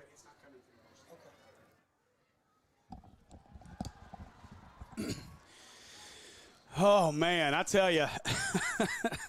That was something. Sorry, Tyler, I took my headset off and really didn't hear what you were just saying. I was trying to help Andy out. I came back to the extra point that they didn't get off. Like, that's the difference in the game. 9-10, they have a bad snap or a botched snap, and they don't get the extra point off. If they get that off and kick that field goal, we saw how he could kick. I'm pretty sure he probably would have put that one through where we would be in overtime just like the basketball team is right now. Yeah, and I said it at the time. I was like, boy, that could be huge because you could see how good their kicker was. I mean, he's obviously got a strong leg, probably doesn't miss very many of those at all. And so, wow. What a job done, though, by this defense. The offense, and again, the stats – they're going to look pretty good for the offense. The points aren't going to look great, just 10 of them, although you had more than the other team. That's all that matters to get a win and survive. But, I mean, if you can go back in this game, and if we can cut down all these holds, and again, you call holding on just about every play in football, but if you could cut back on a lot of these holds, this game's probably not within 3 touchdowns. And blocks in the back. Yeah. Those are the ones that are very much avoidable. Holds, it's a little more difficult because you're going to get holding calls from time to time, but blocks in the backs are one now. I mean, you can avoid those. So if you take those out, I mean, we had 2 of them that took away touchdown, 2 blocks in the back. Mm-hmm. Yeah, I mean, Greenbrier had a couple as well. I mean, boy, a gut-wrenching finish. One of these teams was going to be super disappointed. Their season was going to end in what was one heck of a game. And, Andy, I come to you. You may want to switch to that overhead camera now, but, I remember – well, you weren't with me, actually. I actually had Jake Hall with me when we went down to Greenbrier a few years ago. And it's interesting. We learned so many things. It seems like when we played Greenbrier, I remember that game, we learned that Weston Pierce could actually run the ball, an 80-something yard touchdown run. And so these battles with Greenbrier have been fun over the years. I tell you, the one thing I hate is that I can only imagine my buddy J.B. Brazil, who was the play-by-play for Greenbrier a few years ago, now doing bigger and better things out there. But, I can only imagine what his call would have been like on that last play as well. But, man, that was fun. And thankfully, Mosley didn't look left because who knows what might have happened. But one heck of a ball game here tonight. And let's see. I'm going to jump over to YouTube real quick. I don't think I have stats yet from Jim, but somehow they're still playing out there at Robinson. It is 42-14, though. That one's basically over with 2:20 to go in the fourth. So Robinson will advance. And the one that I'm most interested in, though, is that BB Farmington game. And Farmington, I think, just scored. They're up 28-19 with 4:47 to go in that one. So still very much a ball game over in Farmington. And then a basketball update for you. Oh, wow. Okay. I see you, Coach Coop. Mills, boys action, leads Central 48-34 with 6 minutes to go in the ball game over at the Galaxy. So that'd be a big one. That is huge. That would be a big win for Mills here early in the season. Parkview has advanced 42. I believe that was 42-19, or was it 10? No, final 42-10. So Parkview advances there, and so now we can start to look forward a little bit. We'll head to War Memorial Stadium. And hopefully we've got 2 games upcoming at War Memorial Stadium as you get that one. And then if we can get a victory, we'll go on the road, most likely, assuming Valley View continues on as they're on the top side of the bracket. But we can't get ahead of ourselves. Obviously, Parkview is a daunting task for this team. We saw what happened earlier in the year. But, Tyler, totally different team. No man-man, Omarion Robinson. And I believe that they lost Cam Settles as well. I'm going to have to verify that with Tripp. But I know they had another big injury last week as well. So a couple of big losses there. And then the other big piece of that is it seems they've moved on from Quentin Murphy. They've gone to Emmanuel Bunting now. And Murphy's healthy, but they've gone to Bunting. And I'll tell you what worries me about that is that you go from what really we do well, stopping the run, to a young man in Emmanuel Bunting he's gonna spread it all over the yard next week. And then you wonder if Settles is out too, is Quentin going to start running the ball? That would They're be going to move. I mean, we know that he's an athlete. Like, is he going to become one of their backs now if he's not playing quarterback? And now they're still going to have as many weapons, different types of weapons, but still a ton of weapons in the backfield. Yeah, I'll be curious to go back and see some of that. Go back to the beginning of this game and see who they had in there, but. Because I'll have to verify that in terms of who it was that's out on the running back side. I know Amarion Robinson's been down. They still, as far as I know, they still have Elston. But, again, there's going to be a lot of talk this week. That game, I remember going back, I think it was the We Over Me episode when they came out and they were talking about that game. And I remember Coach Maupin saying, look, you don't want to get beat twice by this team. We know we're potentially going to see them again. Now you know where we measure up. And remember, that was a field goal affair in the first half, and we didn't really know what we had. We didn't know we had Cooper Forrest. So we were pretty well stuck just trying to score touchdowns, even though they were kicking field goals. And then things got out of hand in the second half with a few busted plays. And so, but I mean, it was a 9-0 game at the half. It was a heck of a ball game. And it was, so we'll see if this defense can step up and do it again. And now you've got a whole year's worth of film on Parkview too. Coming into that game, You're welcome, Coach. They had what? They had film from the game in Texas. I mean, really? Yeah. They didn't have much, and they couldn't get any from a game in Arkansas to watch. So they've got a whole year's worth of film now that they can go back and really dive into and be a little bit more prepared for what they're going to see now that they've played them once and they have all these other different things to watch. All right. Well, I guess we can start wrapping things up from here. Let me real quickly jump over here and remind you of our great sponsors. I got to say thanks to our friends at Ashcraft Orthodontics. Orthodontic care in Little Rock should be both accessible and convenient, and that's why Ashcraft Orthodontics proudly accepts most dental insurance plans, making it easy for you and your family to receive the quality care you deserve at prices you can afford.